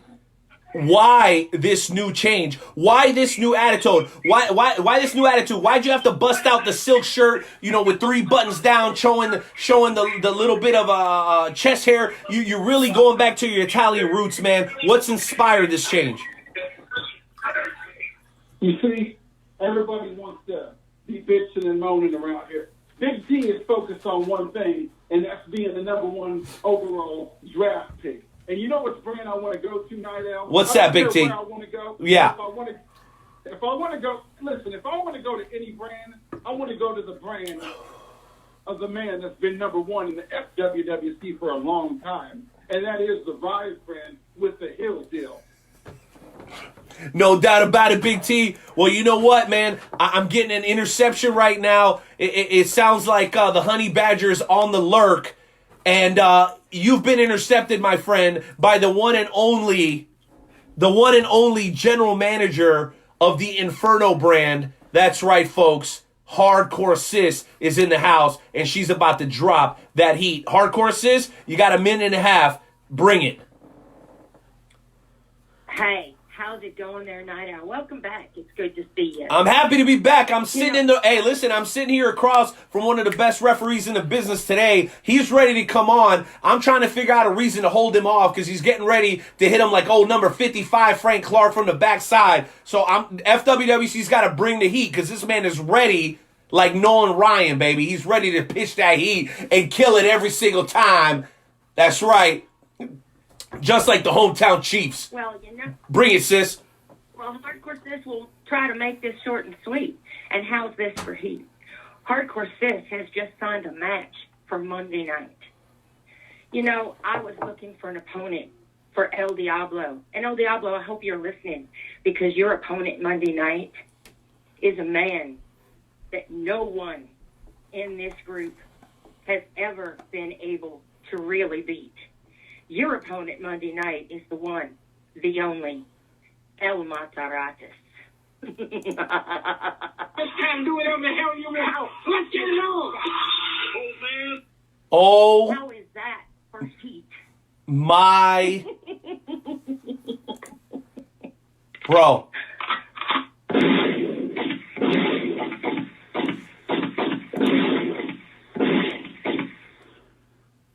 And I think that's where we end the FWWC segment. You don't understand what was just announced. El Diablo versus El Mata. My. This is sure to get interesting. Sorry to everybody who was waiting on hold. I know you guys were very, very excited for your opportunity to come on. But let me just be honest. I don't think you can top that. Hardcore Sis really did just take it to the house, take it to the house, take it to the house. MIA, take it to the house. Number 15, take it to the house. And, all right, anyway, we're gonna transition into our final interview of the evening, amigos, and that is with the one and only AK the Ref. Nightmare Jones, why don't you come back in here, hit the music, baby, as we welcome in a guy who's been overdue for his visit to the Wrestle Talk podcast, the one, the only, AK the referee. Hit the music, baby. I'm just going to say, disclaimer, we do not own the rights to this music. We may end up getting a copyright claim, but this song is so awesome that we just don't give a damn. Turn it up, baby. I know you heard this. Ladies and gentlemen. What is going on, stuff? Woo, what up? Say what's up to Nightmare Jones. What's up, Nightmare Jones? How you doing? How you doing, boo? You know, I am doing great. I think that song would have been a lot better if it had been about the Oakland Raiders. Okay. Oh my gosh, what are you talking about? Mute him or something. No, what? Mute this guy. What did he just say? What, the Oakland Raiders? What? Mute him. Mute him. He's done. He don't get allowed to ask questions. He's not allowed to ask questions. I'm sorry, AK. We're contractually obligated to keep Nightmare Jones on the show. He's a stakeholder in the Wrestle Talk podcast. Okay. I know, it's very difficult for me every week. Now, Jonesy, as you know, Adam here is a very, very good friend of mine. And for whatever reason, we hadn't had a chance to do this before. Okay? And I'm glad that we're doing it today. I am too. Yeah. I'm glad that we're doing it today because I always tell guys that are like, yo, what's up? What's up with the show? What's up with the show? I'm like, I need you to have something noteworthy either that just happened. I know. Yes, they're going to be there all night. So just stay focused. They're always there. That's right there. The people are always there all the time. Right. Richard Hunter, I know that guy. Rich, I know that guy. Yeah, I love his hair. He does. I'm going to look over here. His hair is so good. No, to both, bro. You got to interact with both. You got to be sharp. You got to be sharp. So anyway, I always tell guys, I said, I need you to do something noteworthy so that we have something to talk about, right? Yeah. Or something that you did or that you're going to do. You've been doing noteworthy things for a long time, so that's why it doesn't make sense that we haven't done this before. So we got a lot of ground to cover. Joe, do you mind if I start us off? We just had to wait to build up. I gotta build up a reputation first. Yeah, payoff. All right, so let me start first, and I know this is something that when you and I talked about talking, you were like, we got to talk about that. Let's talk about And so here's the first question. So everybody knows that your career started a couple of years ago when you started. I'm in my 5th year. 5, right? I didn't want to get it wrong. It was 4 or 5. I think I'm in my 5th year now. 5th year in the business. So when you started, you were one of those guys who absolutely fell in love with the world of pro wrestling head over heels. And you've always stayed connected to that since you made the commitment to be a part of pro wrestling. Yes. When you started your training over in Raytown, Missouri. Yes. That's something that I think a lot of people are apprehensive to ask you about because maybe they perceive that it's a sensitive subject. So this maybe is the place. Maybe this is like kind of like the Mexican drink champs. I don't know what we're doing here. We just vent. Yeah, no, we get it all. And Get everybody's it done the all same out. thing, and it's always worked out well. But from the horse's mouth, so to speak, right?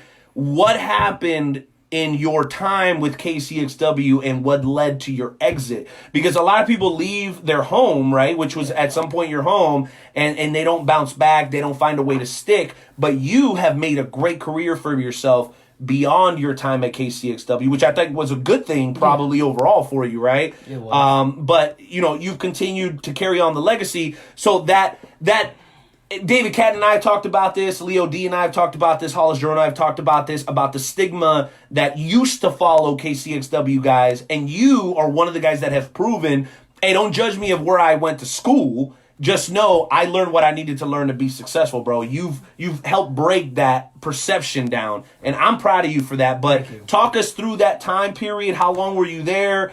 Give us a little bit of the good, what happened towards the end, and where do we stand today? I could do that. Well, I was there for about 2.5 years. Okay. 2.5 years, and I appreciate my time in XWC is where I trained, and then KCXW is where I did all my matches. Right. For other shows. We did the downtown spot at the Alamo. I know you were there. That was fun. That was fun. Because I remember they had the poster right in front, and I remember there was a picture, and I was asking the guy if he was quitting or not. So I loved seeing that poster right when you walked and they in used the to come store. down the stairs. And they came behind down the ring. stairs. Was so yes, good. It was great. The Alamo was great. And that's where I won my first Battle Royal. I remember that. Bro, you came out and whooped some ass. You hit a finisher on somebody. I hit the people's Did elbow you hit the people's on elbow? Sarge, and I eliminated him with the 3 punches that the Rock does, and then spit in the hand and knocked him out. Got I won. That was my second Battle Royal. The first one I lost. All right. I got eliminated by the Bully Smasher, which I'm not pleased So about. you had some fun. I had some fun at KCXW, and I made some friends, and I had a good time because they gave me an opportunity. So wait, when you say friends, you're talking about Like Clay, Leo, D. Hollis. I don't know if you remember Leroy. I do remember Leroy Langley. Yeah, Bro, what an athlete. He is. I think, okay, and He's Leo's very going to good. hate me for this. I'm wearing a Leo D shirt. I think if there's anybody that can match Leo's drop kick, it was Langley, Q, and then, of course, Kyle's drop kick. Like, those 3 drop kicks, to me, are 3 of the best. Yes. You seen the Stone Calvin Aldridge drop kick where he's suspended in the air and he hits Derek Stone with the drop kick? Have you seen I don't that think one? I've seen that yet. That's a good I'm one. gonna have to You look got to that check up. that one I'm out. gonna check that But yeah, out. but Luke Langley, absolutely phenomenal guy. I remember him and the late, great Casey King back in the Soccer King. Nation Yes, days. I Shout out, remember hey, Casey King. cheers to Casey King, man. King, Rest you in know? peace, man. Shout out to all his fam. I know Flex is one of his people. Chris King was a Dangerfield, one of his people King too. Snake, yeah. Yeah, so much love to Much love. Cheers to Casey King, man. Shout out. We've been around that long, bro? Damn, I remember me? the Soccer Nation days I was and all that. at before Soccer Nation. Where was that? Someplace in Turner. So good. I remember that. That was they were running down Shawnee the Park, the 2-day show. Yeah, the 2-day show. One of the final matches was it was the Big Dog. No, not the Big Dog. It was Angel Medina versus Kyle King in that chairs match. Where I they remember piled that, the chairs all yeah. outside or whatever. I wasn't the referee for that. Yali was. I remember Yali. Shout out to Yali. Shout out to Yali. Wow, I didn't even remember she was doing there. her thing. She doing her thing. She's a killer. She had a tryout with WWE. Well, I'll tell that you what, was amazing. she's my favorite girl ref. Yes. I know there's a lot of good girl refs out there, but she's my favorite. She but anyway, is. take us back to the KCXW thing. So you obviously had some great memories. We're laughing and joking about them. I used to give you a lot of shit from the front row. A lot of people gave me. We're good at it because I can't see anything as a ref. We gave Hollis the most blind. shit, right? I'm blind. Do other people? I'm gonna jump to the side thing here real quick. And Joe, I know you're still there. We're gonna get you in. Do you ever feel like the fans think you're less intelligent because of what you do in the ring? Like, do they ever come up and go, can't you count to 3? Yes, yes. I remember. I'm actually very intelligent. I'm very successful outside my career here. Yes, I can count to 3. Do you ever run into that? I get that all the time. And the most time, I think I was a little bit scared. All right. It was the NWL show where they had their first Rumble. Okay, I remember that. I was there. An hour long. And what was it? Wyatt went over and eliminated Dak because a bunch of people came out and tried to get in the ring, and we didn't see Wyatt get eliminated. He eliminated Dak. I went to the back. I went upstairs to the locker room because it was at OP at the Shrine right over here at Overland Park. Yeah, the one on Metcalf Ave. And I ran to the back, got out quick because everybody was pissed off that Wyatt went over and won the championship from Dak in the Rumble. And I ran up the stairs, and they're like, "Ref, you fucking suck! You can't see anything! He already got eliminated!" I was like, "Oh my god, they're gonna kill me!" So I hid in the locker room until all the fans cleared out. Yo, Jeremy Wyatt fans they can get nasty. I'm just telling you right now. Yeah, people who hate Jeremy Wyatt. Yeah. Well, Jeremy Wyatt haters get nasty. Jeremy Wyatt is a great fucking heel, and he should be at the top of any fucking wrestling. Well, we'll get to that. We'll get to that. I want to ask you. To say that. But no, I agree with you. But let's go ahead and go back to the KCX thing. So you had your great run. You made a lot of great friends. You learned the basics and all the stuff you needed to learn. So right around when did things change and why? I think I just felt like I wasn't growing anymore because you got to leave one place to go to the next place to grow, and I felt like I wasn't growing, and I had that in the back of my mind. Maybe I should leave and go somewhere else so I can improve and get better as a ref, and then something happened towards the end is probably the main reason I left. So I'm gonna let me take a drink real quick. Well, listen, here's the deal, and I want to make this clear. I work for KCXW currently as their lead commentator. I got you. So Jordan is a friend of mine, and so is David, and they're also my bosses when I work for them. But that doesn't change what we do here on the Wrestle Talk podcast. I think transparency is something that's always lacked in the pro wrestling business, and I think that's why people end up being salty.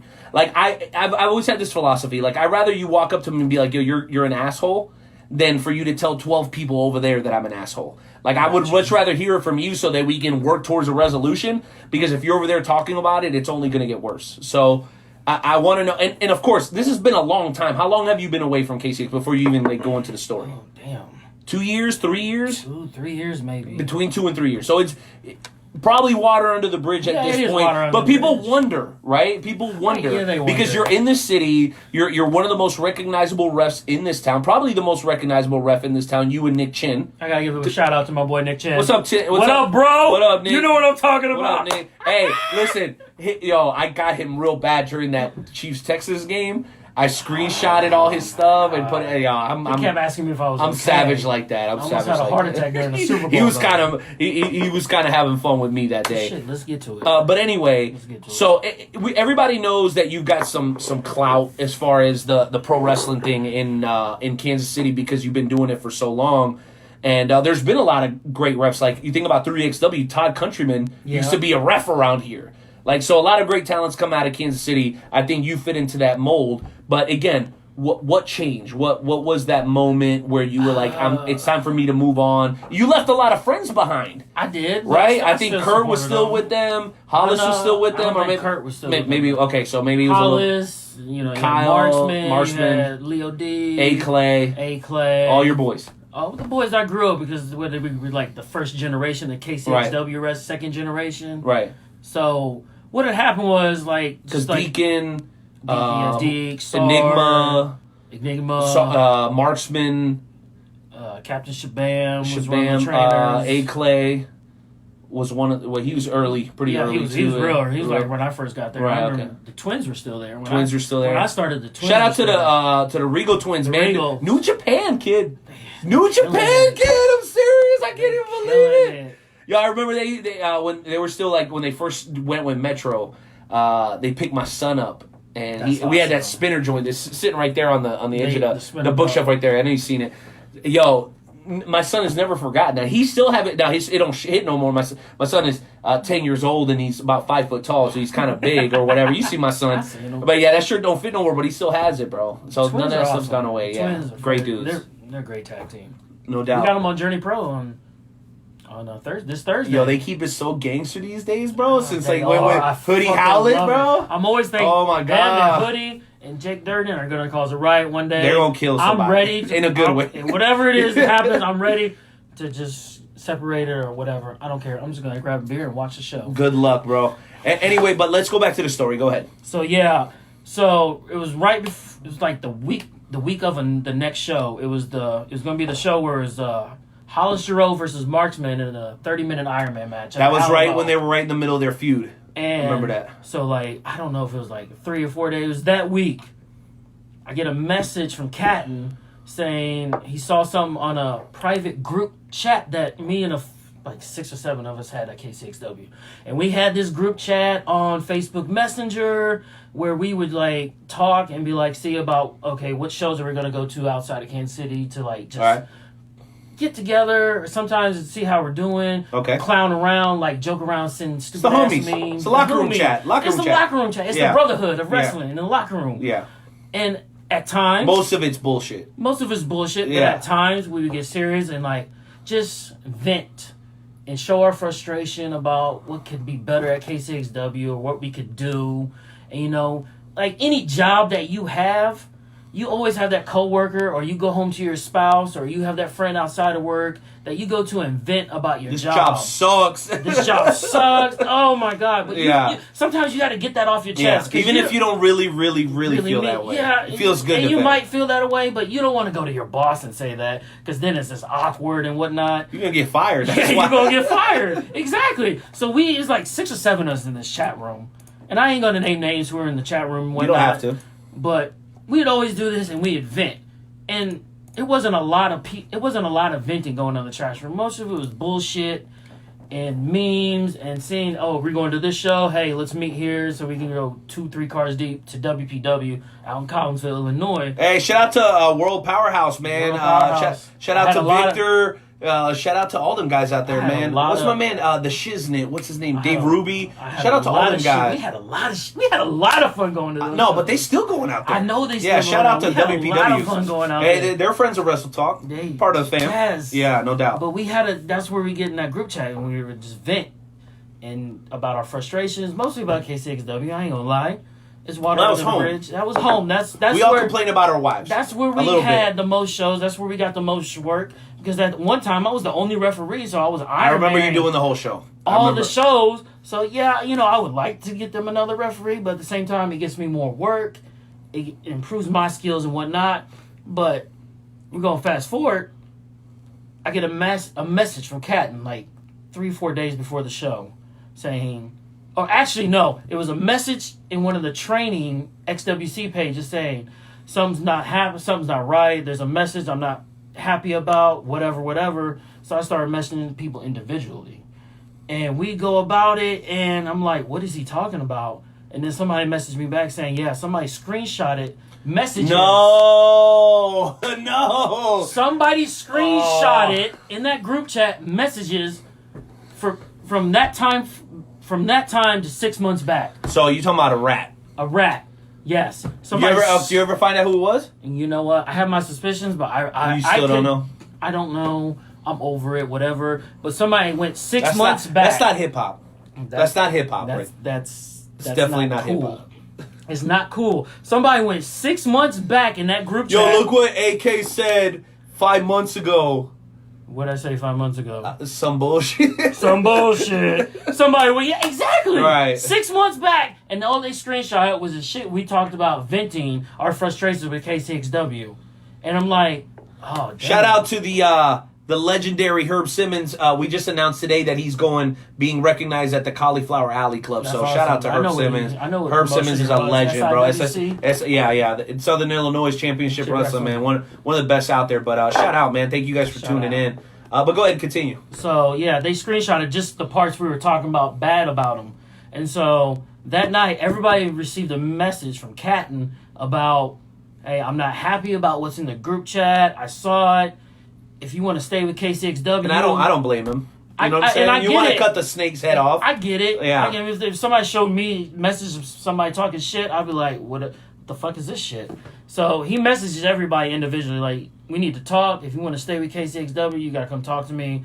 Otherwise, hey, you're free to go. No harm, no foul, whatever. So I thought about it, and I had already been thinking about maybe it's time. Yeah, because at this point you were two and a half years. You were 2.5 years in, so you were like, is this where I need to take my jump or whatever? So, and nobody likes giving an ultimatum, right? Nobody hey, you either do this or that. So, I mean, and here's the thing. Like, I've been fortunate enough to be in a lot of KCXW locker rooms. Like, those guys mean business, and they're meant to mean business. So if there's, let's just say let's call it playground chatter, right? Yeah. So if there's playground chatter, as the promoter, you have the right to address it. Like, I know y'all over here joking around, but which one of you motherfuckers actually mean it, right? And if somebody stays quiet, then you're like, hey, bro, so do you mean it or not? And the cat still stays quiet, then maybe he means it a little bit. The point is this, maybe subconsciously, all right, this is just an outsider looking in. Mm-hmm. You were just looking for your opportunity to kind of just go and do your own thing and prove yourself, right? Yeah. And you have. And we'll move on and we'll talk about that now, right? But I think it's important for people to understand that usually most unresolved issues are issues that haven't been brought to the table. You can resolve almost every issue, right? Mm-hmm. We have children, so we know how it is. You got to mediate and do all the things. Usually the biggest issue is when you don't talk about it. Once you talk about it, everybody gets their stuff kind of out of the way. We all kind of want to vent a little bit, like you were saying. And then once that happens, guys, we can pretty much patch up any misunderstanding. Because I'll tell you, I personally miss you at KCX, and I love the GOAT Ref, and I love all the guys that are over there doing their thing. But I miss seeing you at the KCXW shows. From like Leo D and Hollis. Miss you, man. I really do. And you're doing big things. You're working arguably two of the biggest promotions in two different cities. So you're working St. Louis Anarchy, from what Journey, I know. Okay. And Glory Pro. Okay, Glory. Okay, fair enough. I got three. Fair enough. Shout out to KLD and Dan the Dad and all them boys. Yes. We love them guys over there. Yeah, they're good guys. Shout out to Matt Jackson. Yeah, shout out to Matt. Matt's good. Shout out to Ben, Walter, DJ, Journey Pro. We got a show this Thursday. Is that tomorrow? Tomorrow. Is that tomorrow? No, today's Tuesday, right? Okay, yeah. It's a Thursday. We used to be on Wednesdays. Thursday. Okay, so Thursday, y'all. Yeah, there probably isn't any front row seats left, but if you want to take a chance, go to Journey Pro on Facebook and grab yourself some tickets. And guess what? Thursday? You got Jeremy Wyatt versus Jake Selby. I think I'm gonna be there. You know, Gary J and Jeremy Wyatt almost killed each other last show, right? Did. Or the show that I went to last. 60-minute draw. I know, that was crazy, bro. 60-minute draw. Who needs to shave before Thursday? Don't tell me what to do, Nick Chin. Unless he's talking about you. He's talking about need me. to shave. Shout out to Nick Chin. I'm not shaving, bro. Listen, it won't grow up here, all right? It won't grow up here. I can't I'm down. shaving. Yeah, you got to look cleaner than this. What is this non-date known as? Richard. Sean. Shut up, Richard. All right, listen, we're going to let Jonesy come in. Jonesy, we're going to let this interview run another 15 or 20 minutes because we got a lot of stuff to talk about. Let it run we'll let it run. Unless wifey starts knocking on the wall, then it's late. about to be I told her to be late. Did you tell her? I told her to be late. You told the wifey? I ain't never been Your on wifey here. or my wifey? I told my wifey. But I haven't told my wifey yet. You want to? Yeah, I'm going to shoot her a message. Okay, cool. All right, we'll do that. Okay. All right, anyway, Nightmare Jones, we're having a lot of fun over here, bro. And I know you're no stranger to the work of AK. He's obviously been doing a lot of great work here in my area for a long time, man. Why don't you jump in with any questions you might have tonight? Absolutely. So, AK, when you started your professional wrestling journey, what made you want to become a referee? That's a great question. Oh, damn. That's a good question. Because most people want to wrestle. But you wanted to be... Okay, so tell us about that. Tell us about that. I did want to wrestle. And I had that dream ever since I saw Shawn Michaels versus Bret Hart in WrestleMania 12. Ooh. I always wanted to be a wrestler. That was a heater. And I kept that dream alive, and I always had people telling me, yeah, you stupid. But I always kept the dream.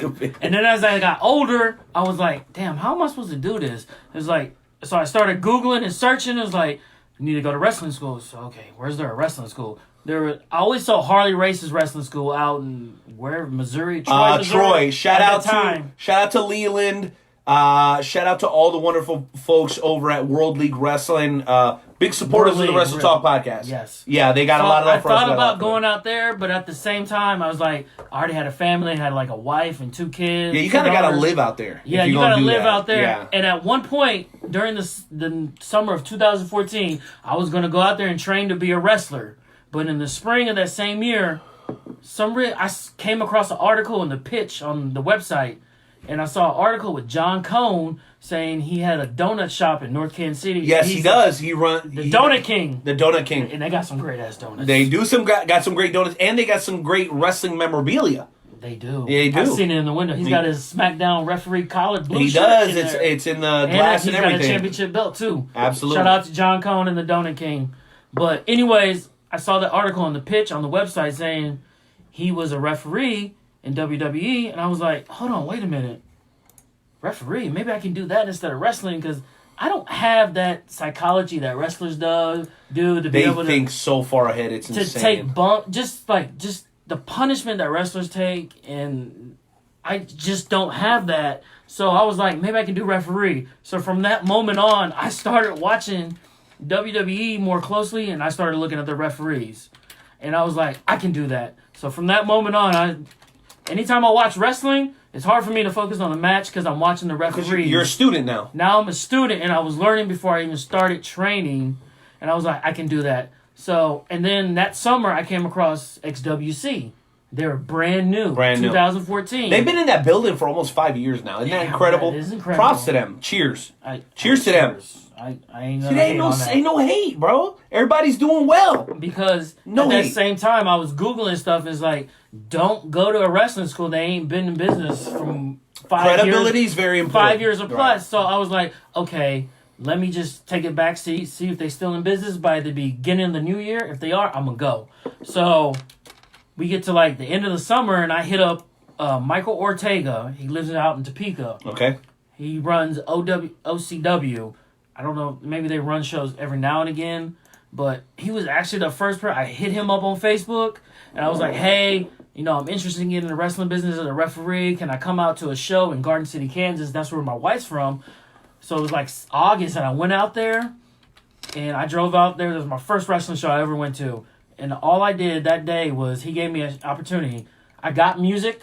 Okay. I got the guy's music. Okay. Got it uploaded on the computer. I was the timekeeper and the bell person. And I helped set up the ring, and that was like my first wrestling experience. And then 2 months later, he's like, come out to Topeka, I'll give you at least one match. He was the one that gave me my first match before I was even trained as a referee. And I remember it was over in Oakland, Kansas, out by Topeka. He gave me my first match. Hey, listen, there's some good wrestling out that way. I go to Salina. That's where Nick lives. Yo, Nick Shane lives out in okay, Topeka. so let me tell you something, bro. XWE is fire. I know that there's a lot of great promotions in the Midwest. A lot of people sleeping on Central Kansas. I know. That's where you got your start, man. A lot of respect to those guys out there. I got it out there. So shout out to Michael Ortega if you ever listening to this. He was the one that gave me Mike listens to the show. Come on, he was the one that gave me my shot. Even Camaro Jackson listens to the show. Everybody listens to the show. Everybody listens to the show. We got Nelson. We got everybody's in the Kenny, show. Everybody's on the show. I can just sit out here for days shouting out Bro, names. no, seriously. We got Texas in the house. But yeah, he was the one that gave me my first match, and I remember it like yesterday. It was great, and yeah, that's how I wanted to decide to become a referee, because I saw that article about John Cone, and he was a referee from Kansas City. So I was like, I can do that. You can do it. You can do it. I can do it, and I feel like refereeing just comes natural to me. Like I had been watching. And John Cone is an active referee today, right, Joe? In WWE, he's still active in the business. Yes, he is. Yes. Yep. What a great question. What else you got, Jonesy?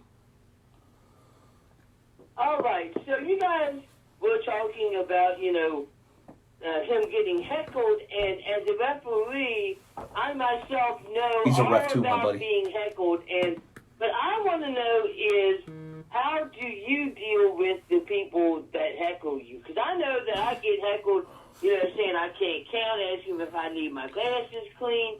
How do you deal with the hecklers? Time out real quick. Shout out to the president of wrestling, Philip Stamper, who's watching the show. You know anything about Philip Stamper? Bro, OVE, MCW. Oh my God, well, you and I need to talk after the show.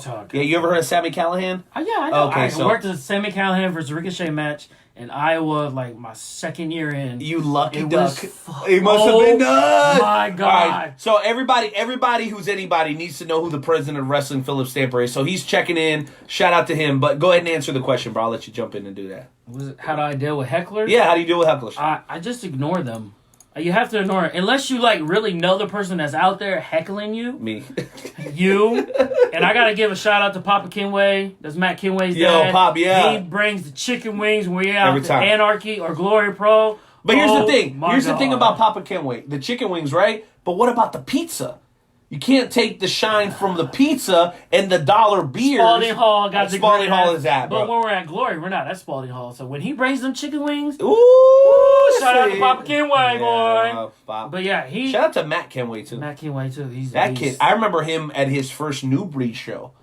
And he was all out of place, and he was hoping, to get another chance. And now this guy, he is it. He be going to Atlanta That now, dude is a but- monster. But yeah, Yeah, no I just ignore the hecklers, and if I really know you, I'll turn around and give you a little smirk, and maybe give you like a little something, sign language or whatever. But I just try to ignore them because some will try to get underneath your skin and be like, "You fucking suck. You're stupid." Like that after that Royal Rumble. After that Royal Rumble NWL when Wyatt went over. Work. I was literally terrified that they're gonna beat me and Nick Chin up. Don't you want to turn around and go, it's a work? No, I want them to be that way, but oh well. But that's how I deal. I just try to That's ignore so them dope. and just because I got a lot going on in the ring. I gotta remember time. We're pulling the curtain just a little bit back here. I gotta remember time cues, relaying messages, because now for the 3 promotions I work with, I always got earpieces in. So I'm always trying to communicate. So I got time to listen to what the fans are talking about. I hear them, but I have to ignore it and just focus on what I'm doing in the ring. All right, another great question, Jonesy. Does he have any more great questions? No, he's got a lot of great questions. Let me tell you, Jonesy has had the opportunity to referee the who's who of professional wrestling. He's actually kind of like the AK of the East Coast. Jonesy, why don't you tell AK just a little bit about some of the guys that you've had a chance to work with, bro? Because I know you got you a pretty decent list yourself. I got a list, too. He's got a list. Go ahead, Jonesy. I want to hit his I've list. worked with Ronnie Garvin. I've worked with the Patriot. I've worked with the Stro. I've refereed a Nyla Rose match. Beast. Oh my goodness, there's too many names.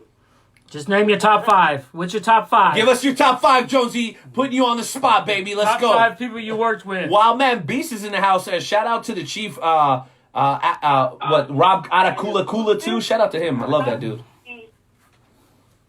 The Rodman, Robbie Page, Nyla Rose, the Patriot, the Stro, and Rugged Ronnie Garvin.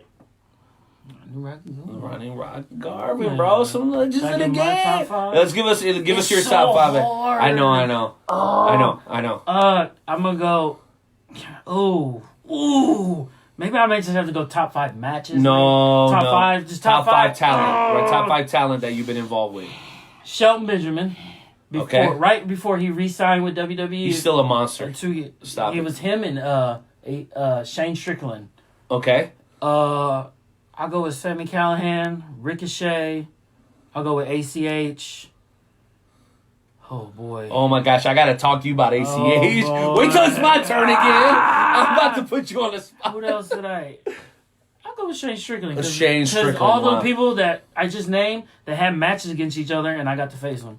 I also got to work with Ultimo Dragon. Okay, that is sick as hell. That was great. That is sick as hell. Oh, by the way, if you guys are watching the Facebook live stream, we are going to hit some Clear Soul Forces on the way out, which, you ever heard their ACH song?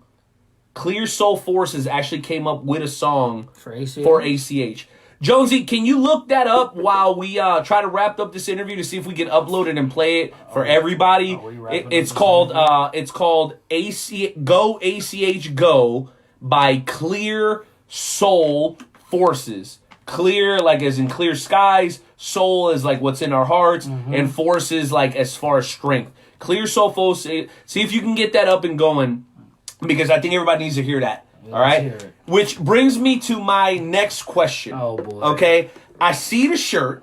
Okay? I see you representing for your black skin brothers. Okay? I am. I need to know, regardless of What'd you say, Jonesy? Go ahead.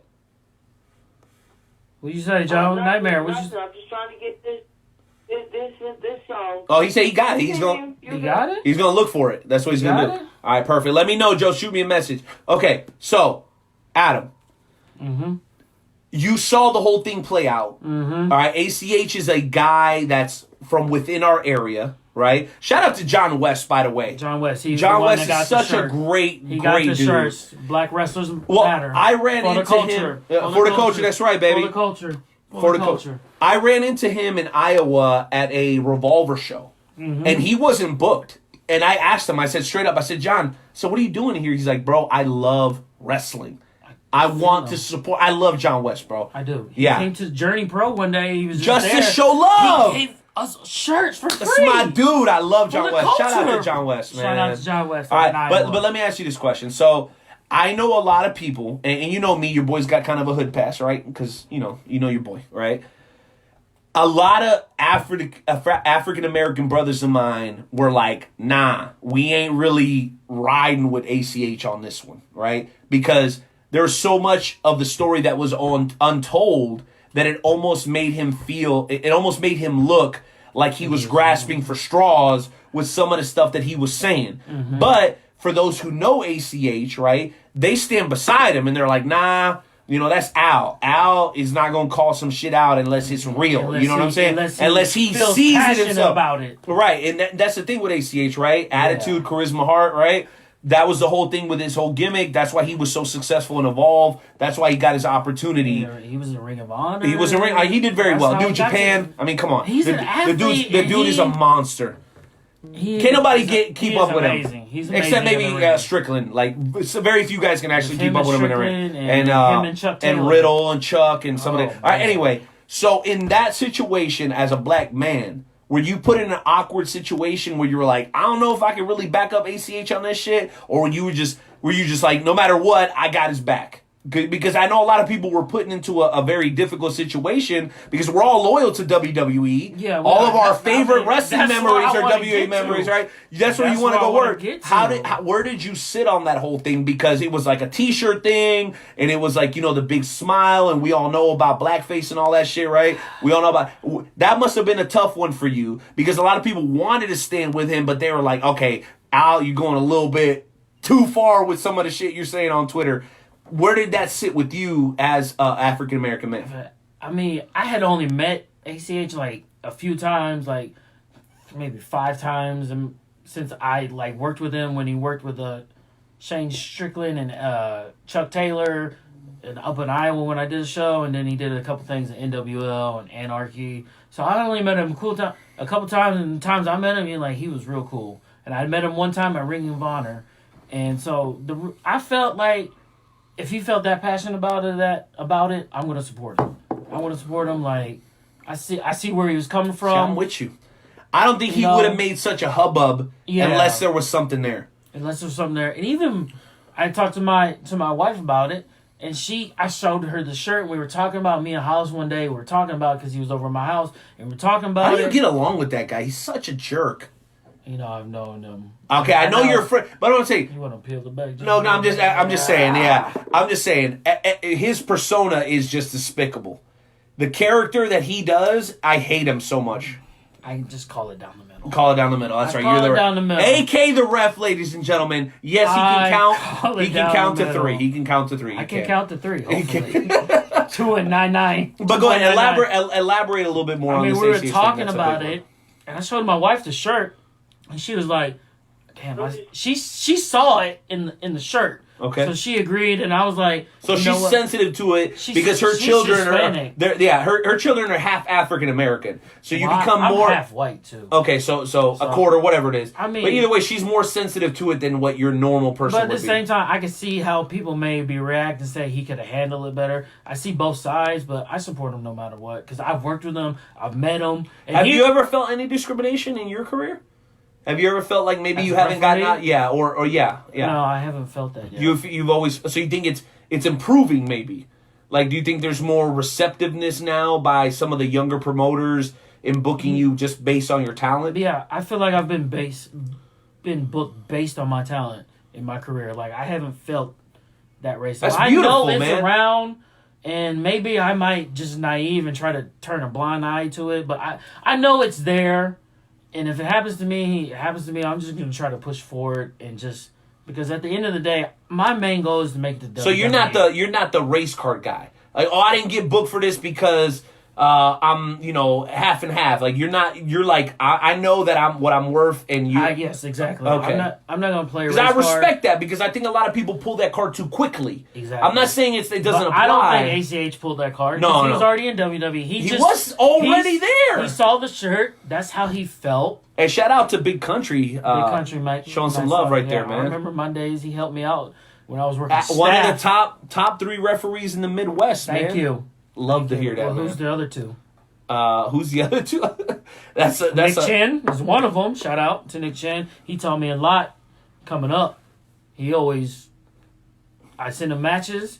He give me feedback, and I improve and work on. So now, anytime he sees my matches, he only got like 1 or 2 little tiny things. Bro, you're back good. then. You're it was like rap. a whole list of stuff, and I was like, I gotta knock down this list. Now it's just like Nick, can you put this in an Excel spreadsheet next time, please? I can't track this shit, bro. Look, he got he the loves love. you, bro. He loves you so much. Oh, boy. Share the broadcast. But yeah, with ACH, I mean, I support him, and at the times I met him, he's been cool. He's been funny. He's great to work with in the ring. Like, he has that intensity. I worked with him at Anarchy with a match with him and Hoodie Howlett. It was so intense. I love when the 2 people are in the ring and they're intense. It makes my job easier. Can I tell you about it? Jonesy, I want you to jump back in here in just a minute, but let me tell you about an intense match that I saw. And you're going to be like, And casual wrestling fans don't know who I'm talking about. Pinky, okay. So Pinky's great. Yali's also great. Yali's great. Let me see here. The Ref, that's you, and then Nick Chin. Those are his top 3. So Pinky, you, and Nick Chin. That's a good list. That's a really good list. It is. Tell me about this match. Okay, so it was an Anarchy. Was it Anarchy or Glory? I can't remember, because they both have run at Spalding Hall, right, on separate occasions. Okay. Jason Kincaid. This is before my time. Okay, versus Hot Fire Myron Reed. I know Myron Reed. Okay, so need to maybe study up a little bit on Jason Kincaid. So, when you go to Spalding, right? Like, so you walk in, the table's right there. There's like that vestibule, and then the arena's there, right? Yep. All the tables are set up over here, and then there's like that little stair area, Yeah, right? it goes to right go to by the bathrooms, right? Yeah. Okay, so Jason Kincaid was on the second level of the steps, and Myron Reed was like a few steps below him. Uh-huh. So then Jason Kincaid grabs Myron by the hand, and proceeds to use Myron to go up the stairs and hit 4 steps on that wall next to the restroom, and then pulled Myron down off the steps with like an arm drag, but it was like a closed hand arm drag, like that. Yeah, so he ran on the wall 4 steps, and Myron was like he wall ran like Naruto or some shit like that. And then boom, Myron Reed, right? And there's been way crazier spots. I've seen Sammy Callahan run around the ring 4 times, and I remember one time laying into somebody's shit. But one of the Regal twins came, run around. They went through the bar, came back around, all the way upstairs, jumped off the steps, and did like a front flip on. Oh my to their God. opponents. I was like, when it happens at Anarchy, it goes nuts. It is. And I'm just like crazy up there. And it's so tough to get the fans to back up. No, and they always just want to be right there. Bro, you should see when Pentagon versus Pentagon versus Michael Elgin was like that. Them two went. Oh my gosh, bro! Everybody was like this far away from the ring. By the end of it, everyone was on the edge of the ring, like banging. Did you see the last Anarchy show? I didn't see the last Anarchy show. Nick Cage versus Jeremy Wyatt. Oh my gosh! The fans would not move away from the ring. They're right there, and they started throwing chairs in the ring when nobody told them to throw chairs in the ring. And I was like, I was out there doing crowd control because Chen was working the match. And he'll die for this shit. I die for this shit. You ain't lying. Hey, AJ Gray said that shit at a Glory Pro show one time after he had a death match. He said, I die for this shit. AJ Gray is the fucking truth. He's the truth. He's the truth. But the fans in Anarchy, they go crazy. Especially when Nick Gage is there. It's like crazy. And I fear for people's lives. Like they're going to jump Jeremy Wyatt someday. You remember what he did to the girl? You remember what he did to the girl? He pulled the chair out. The chair. When I saw that, I remember I was turning around and I was looking, and he pulled his chair out. I almost broke character and laughed. Like I had to keep it in. All right, let me tell you a crowd story, and then we'll go back to Joe. So we were at a Journey show because I know Journey's trying to like bring anarchy, like it's trying to kind of recreate that environment to a certain extent, right? Which is a great thing. It's a great thing for Kansas City. So it's the day that Marty turned heel. Remember when she turned heel? All right, so I had this hat on. I had this hat on. And by the way, Marty Bell, I pay a significant amount for my hats because I have a big head and I'm very particular. This is a Florida Panthers hockey hat, right? Which you're not going to find at your local lids. Yeah, like you need to with that hat on. All right. So, dude, I thought it was a Roseland Panthers no, hat. that's what people thought, right? Also, people thought it was a Raiders. Shout out to Roseland. People also thought this was a Raiders hat on many occasions. So they take my hat, and Brooke Valentine squishes my bill, bro, and starts trying to tear the hat away from me. And all due respect, I'm 6'1", 305 pounds. Ain't nobody taking my hat from me, you feel me? So she's trying to rip it away from me, bro. Marty Bell, since they saw they couldn't take the hat from me, bro, they grabbed my beer and just walked to the back. That's a $6 beer. I was so mad. But, bro, they got so much heat. Yeah. Her and Matt Jackson as a tandem is phenomenal, bro. It's so great. It's so good. He comes out in the freaking, like, sweatpants and shit he like just that. comes out. Looking all bummy and then shit. he does his thing like, All right, question. All right, so the very last Metro show, which was the show after the NWO show, did you notice how he came out dressed as Sean Smith? I didn't notice that. All right, I was focused on. Okay, have you heard of Sean Smith? I know who Sean Smith is. Okay, so he came out dressed in like because when he went and did our GWF show, I had said something about him showing up in pajama pants to the show. And he was the ring announcer.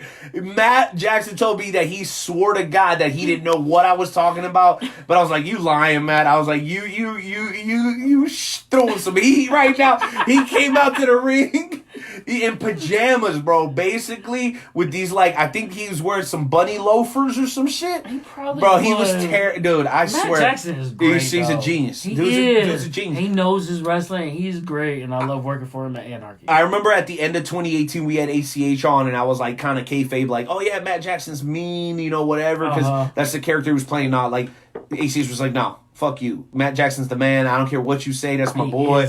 He's loyal and all that shit. But anyway, so many great stories. Joe, why don't you jump back in here, man? Because we got so much different stuff we need to talk about, and I don't want to leave you out of it, bro. No, we got 12 minutes left on the broadcast either way, so let's go ahead and do it. Let's do it, Joe. Jonesy, what you got?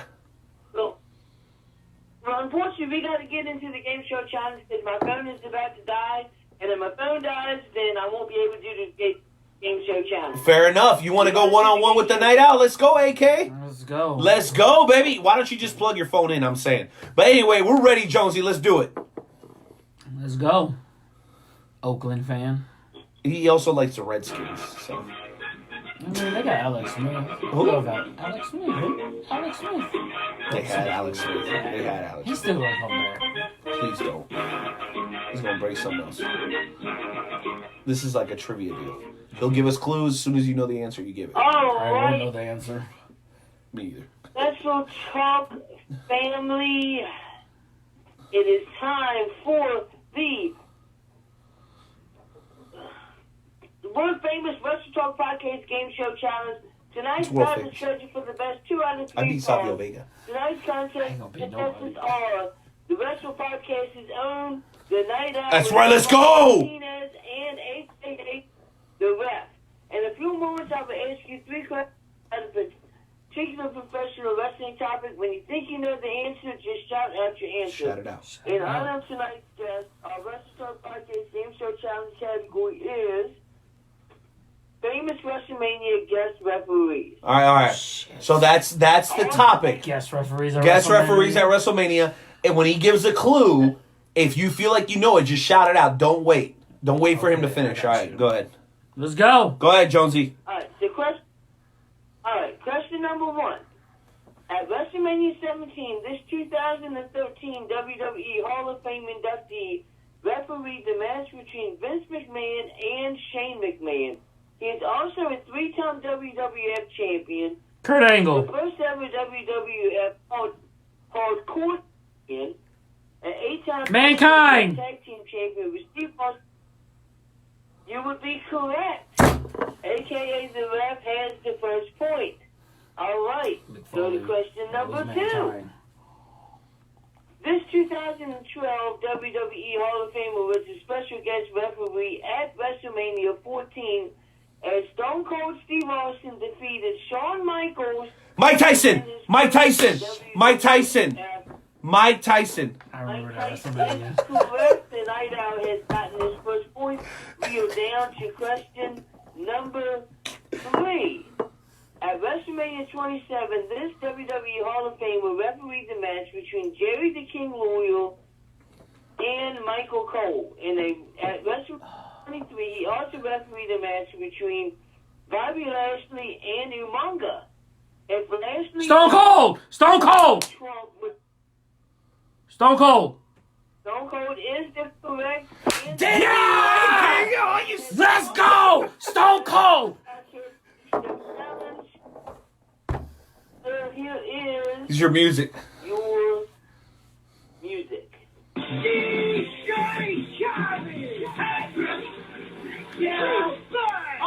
We Super Bowl champs, baby!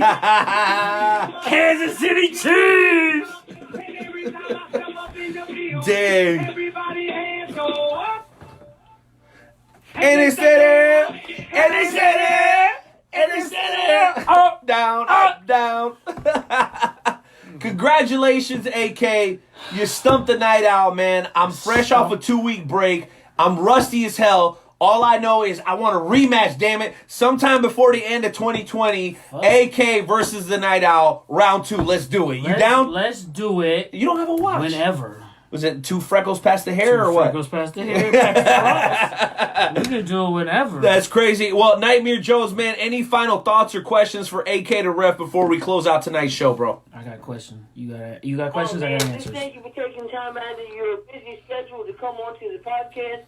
I wish that I could have been there so that I could actually, hang out with you guys. That you guys are having a great time. Hopefully one day I'll get to meet you, sir. Yes. Hope to meet you someday. I'll be back on here soon. We got Jonesy is going to be at the Cauliflower Alley Club representing the Wrestle Talk podcast. Mm-hmm. And then we're hoping that whatever the next major pay-per-view after WrestleMania, which I think is SummerSlam, that watch party you went to. Yes. Right? The Royal Rumble. Shout out to AK for showing up to the Wrestle Talk podcast watch party at eSports. Leo D's deal. That was Leo D's deal. That was his deal. That was his deal. Thank you for showing up for that. But maybe around SummerSlam you'll get a chance to meet Joe. I will. Yeah, he lives in West Virginia. So okay, that's a long way. Jonesy, man, anything you want to say before we close out the show, baby? Oh man, just thanks for everybody for coming on to the show. Thanks for listening. Thanks for supporting us. And ladies and gentlemen, this is going to be the end of the Wrestle Talk with Joe and Renee, and we're going to leave you. Joe, did we get the song? You got the song? There it is. Play it all. Play the whole thing. Play the whole thing. Turn it up, Jonesy. Dude, you're going to like this. Ashy ass elbows. Me too, look. Look at them ashy ass elbows.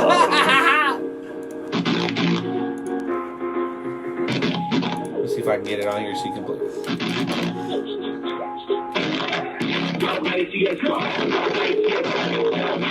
Oh no, that version is dirty.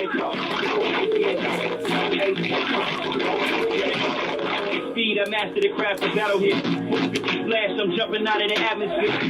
Ways to be the best in the world while I'm just a one piece from Luffy to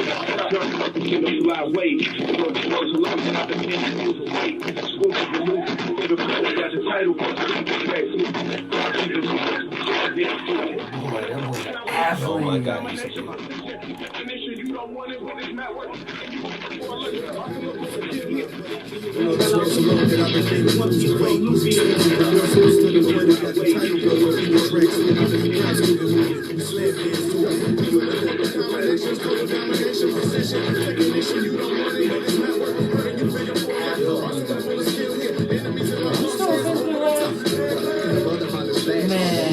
Let it play, baby. I got this story about ACA.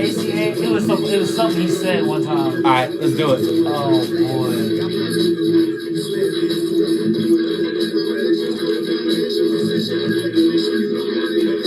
Hey, hey. Hey, hey, hey. Let it play, baby. Here we go. Let's go. Go do it. Hit it. Let's go. So, go ahead, drop it. What we dropping? Adam, attitude, charisma, heart. That's what it stands for. No. It stands for ass cheeks huge. Like Ricky Starks. I went. Like Ricky Me and a few other guys went to Ring of Honor when they're in Chicago, just helping out set up. And Hollis was with me. He remembers this. Hollis, Richard Hunter, you remember this? Rich. He peeked out of the curtain. This is when we were like setting up. Nobody was in the arena. He peeked out of the crowd. He peeked out of the curtain, and he was like, ass cheeks huge. And I remember the next time I saw him at the. You recognize that guy, Davey Vega? Davey Vega, besties in the world. Oh, Shane Strickland, Shane, baby. He peeked out. I remember I told him about that. I was like, you said ass cheeks huge one time. He just busted out laughing. Y'all need to share this podcast, baby. Share you don't it. even gotta like me. You don't even gotta like him. Just know, Black Wrestles Matter and Wrestle Talk Podcast, baby. We gonna be here every ACH week. stands for ass cheeks huge. Bro. I have a problem. I need an official to intervene. It's empty. Oh. This Wrestle Talk overtime, guys. We got 3 minutes left in the broadcast. 3 minutes. Share this puppy, baby. Journey Pro Wrestling on Thursday, baby, at Kansas Hall. Act like you know. Get your tickets right now. Tell them Wrestle Talk Podcast sent you. Kansas Hall, baby. Friday, we got Anarchy. Real quick. They're not going to be live on Independent Wrestling. It's going to be taped and then shown at a later date. Exactly. Later date on Anarchy this Saturday. And then March 1st, Bro, we question. got Glory Pro. Question. Yes. Who is the Patrick Mahomes of professional wrestling? Is that Jeremy Wyatt? Is that who that is? Yes. I'll go with Jeremy Wyatt. You know, I've been talking about all of wrestling, like even WWE, all wrestling, New Japan, and yeah, I'll go Jeremy Wyatt. He's a beast. At his age, he's a fucking beast. If you don't know who Jeremy Wyatt is, you promoters out there should be booking him. I think Jeremy Wyatt needs to go to the NWA. He needs to go to Evolve. I've been to Evolve a few times. I did 3 tryouts last year. I did one this past December, and I got booked on the pre-show. Props. So my goal this year... Look at that. AK is the best. Is to get Sonny May, I know. Shout out Sonny Money. Sonny Money. My goal this year is to get signed with Evolve. Because they have that working relationship with NXT and WWE. I'm going out there in March. Is there anything you haven't done in the sport that you want to do? It's crazy, but I want to go through I want to go through a table, and I want to get thrown on thumbtacks. I think that's about it. Like for crazy shit. What about like matches of guys you want to ref? Well, it's like you want to do like Ricky Morton match or no, The Rock. But it ain't never gonna happen. I wanna. He makes too much money. A match with The Rock. He makes too much money pretending. But I would just be happy to meet The Rock and have a conversation with him because he is my all-time favorite wrestler. And before that, it was Shawn Michaels. So those two, they're my top 2. The Rock 1, HBK 1.5. You know what I just realized? What? We got a good thing going here. Wrestle Talk Podcast episode 286 has been a smashing hit. Has it? Yes. Thanks to our friends over at the Wrestling Bunch. My man, Mike Minarski. And AK the Ref. Guys, if you didn't get enough of this guy, Journey Pro Wrestling, just look him up on Facebook, Instagram, or Twitter. They're easy to find. I'm your boy, the Night Owl. That's the Night Owl with a K. That's right. Yep. Have I ever got hurt? By one of the wrestlers by mistake or on purpose. Answer that one. Shout out to Ayla. Thank you for being here. Shout out to Ayla. I like the question. It was in KCXW. I got hit with a chair by Angel Medina. Now, I'm just going to pull the curtain back a little bit on this one. Go ahead. Drop it. I thought it was supposed to be one chair shot, so I was prepared for that. But after I hit the ground, he hit me with 3 more after that, and he laid into the motherfuckers. But I wasn't really hurt. I was just sore for a couple of days afterward. But he laid into the motherfucking chair shot. But I enjoyed it because I still got that video. I want to see it. Yeah, I want to see it. I want to see it. I got that fucking video. So you have gotten hurt. I wasn't really hurt. All right. I enjoyed it. Because I'm a little bit crazy, but just not enough crazy to be a wrestler. You don't know what I'm... Yeah, what's he say? What he say? Don't you know I'm loco? I'm loco. Don't you know I'm crazy? Ese? That Cypress Hill joint. I know that. Come on, bro. You got to know that. I know that one. So you didn't believe me about the ACH song, did you? You know what song I like? What? Or Shane Strickland used it when he was on the Indies. Shaka Khan. Shaka killed it at the All-Star game. Did you see her at the All-Star game? I haven't followed that. Bro, you're What was I tripping, doing bro. Wednesday? Shaka. What was I doing Sunday? No, that was Sunday, bro. Shaka, bro. You know where I went Saturday? Where? Tyrese concert with the wife. That would have tore me up, bro. God. Oh my gosh.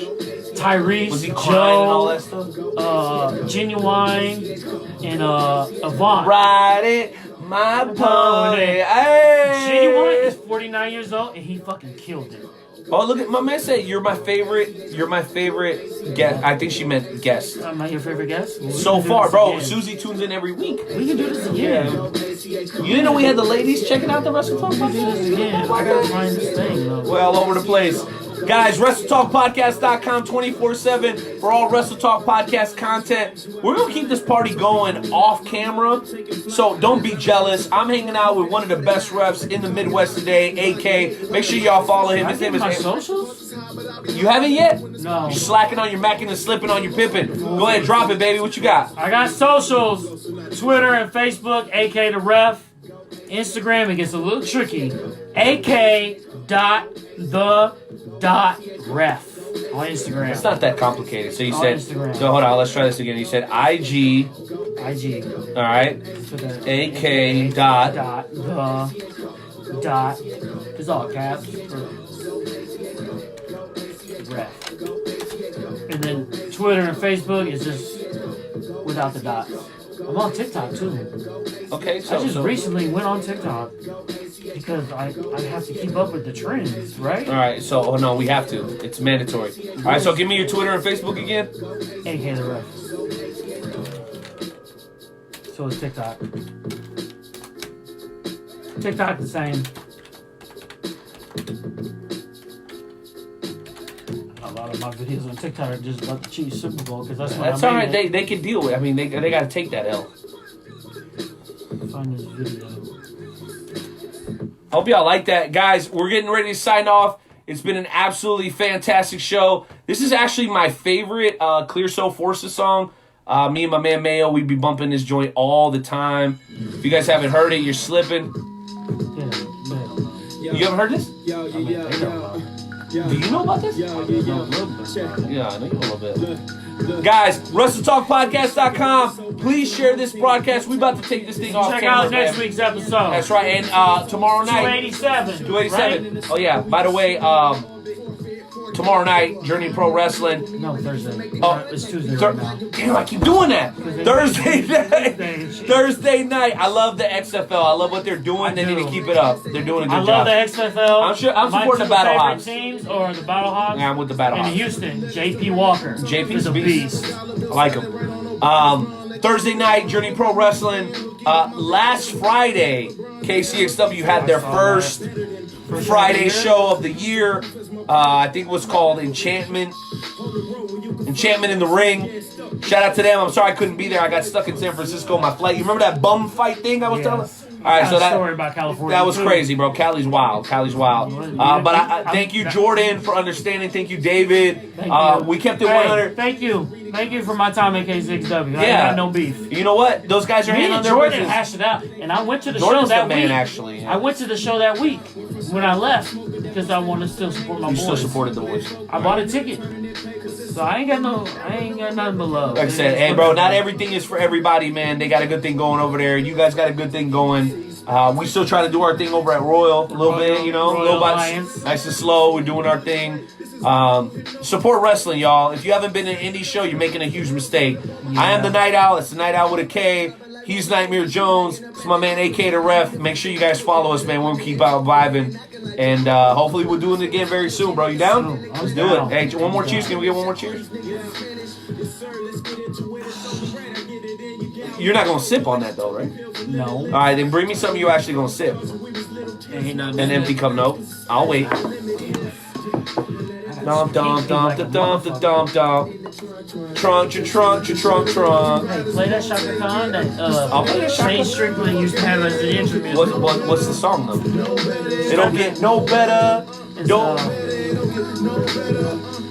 Ain't nobody. You know what it is. Ain't nobody. I am dismembering and spitting for my niggas. We kill it with verbal symmetry. You'll just be a memory. With the pen, I'm a blessing trying to steal my secret good book. Call that shit inception. That shit was stuck in my head. After I worked with him one weekend, that shit was stuck in my head. That dude's such a monster. You know how we got Donovan Dijak and Keith Lee? Like, we got to see that rivalry at NXT. That's awesome. You know what hurts my feelings? That we're not going to get ACH versus Strickland. Strickland, like how we got Donovan Dijak and Keith, because we all knew about that before, right? And then they went and did it in NXT. I did it before. Okay, so you did that match, right? I did one of their matches. You've done it. Have you done were you the ref for the Marksman Donovan Dijak match? Okay, so the fact that we got that, and we didn't get Shane versus ACH, that pisses me off. And Nick Chin, I'm down. We can do an all-ref show, right? He said, book me, Renee, and AK on the same show. Should we get Yali on here? Yali would be... Oh, my gosh, all three y'all? I do want to We're going to have to set up... We're going to have to change the setup. I want to do that show, but I also want to do a show with me, Leo D, and Hollis. All on the same show? Yeah. That's going to be a whole hour. We'll be all in this. We can't finish this. Right? No, we can figure something out. We'll I got two of those mics. Yeah, trust me. We'll do that one first. Let's do it. If y'all like it, hit like, baby. It ain't easy. You mean Yali? Yali. She don't want to do it? It don't matter. She'll want to do it. She loves it. Hey, love y'all so much, man. We're going to close it out with a little bit of Shaka Khan, baby. Ain't nobody. Yeah, my son needs his room back, bro. We got to get out of here. We're going to close it out with some Shaka. We're going to get copyrighted for this so bad. Hey, he's in. Hey, we out here. We about to finish up this 6-pack. You gotta drive from Topeka and do it in house. In studio. This is better. Yeah, because he wants to do it in studio. Also, we might be getting on some Madden here in a minute, depending on my man's curfew. We'll see what's up, though. Hey. I might get a little bit. You got a PS4? I got a PS4 at home. I'm AK the Ref on PS4. I'm defined _success on PS4. Get out of here, man. Let's get out of here. Why are we still messing with these people? They had enough of our time. We need to go do our thing. All right, we can stand this way. Next area code over. Let's go to the end of the hall. I'll let him do that. All right, y'all. We had a good show. I love you. Hey, love y'all, man. We Thanks out for here. the wife, for the support, the in-laws, the regular family. I love kids you. to sleep in the next room. What's wrong with you, man? You ain't sold them fucking chocolate bars yet. No. I sold 3 boxes so far. That's number 4. For what? I had to pay for the rest. Bro. All right, y'all. We about to get out of here. Thank y'all for supporting the Wrestle Talk podcast. Please don't get us banned because of the music. Why this man pick a Shaka Khan song? We're going to get flagged for this. Love y'all so much, man. Wrestle Talk podcast all day. It's what we do. We love it. We out of here, y'all.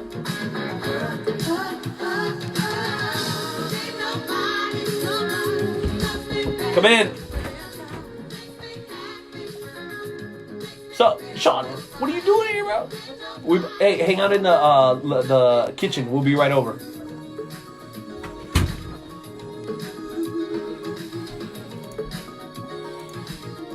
Party keeps going, y'all.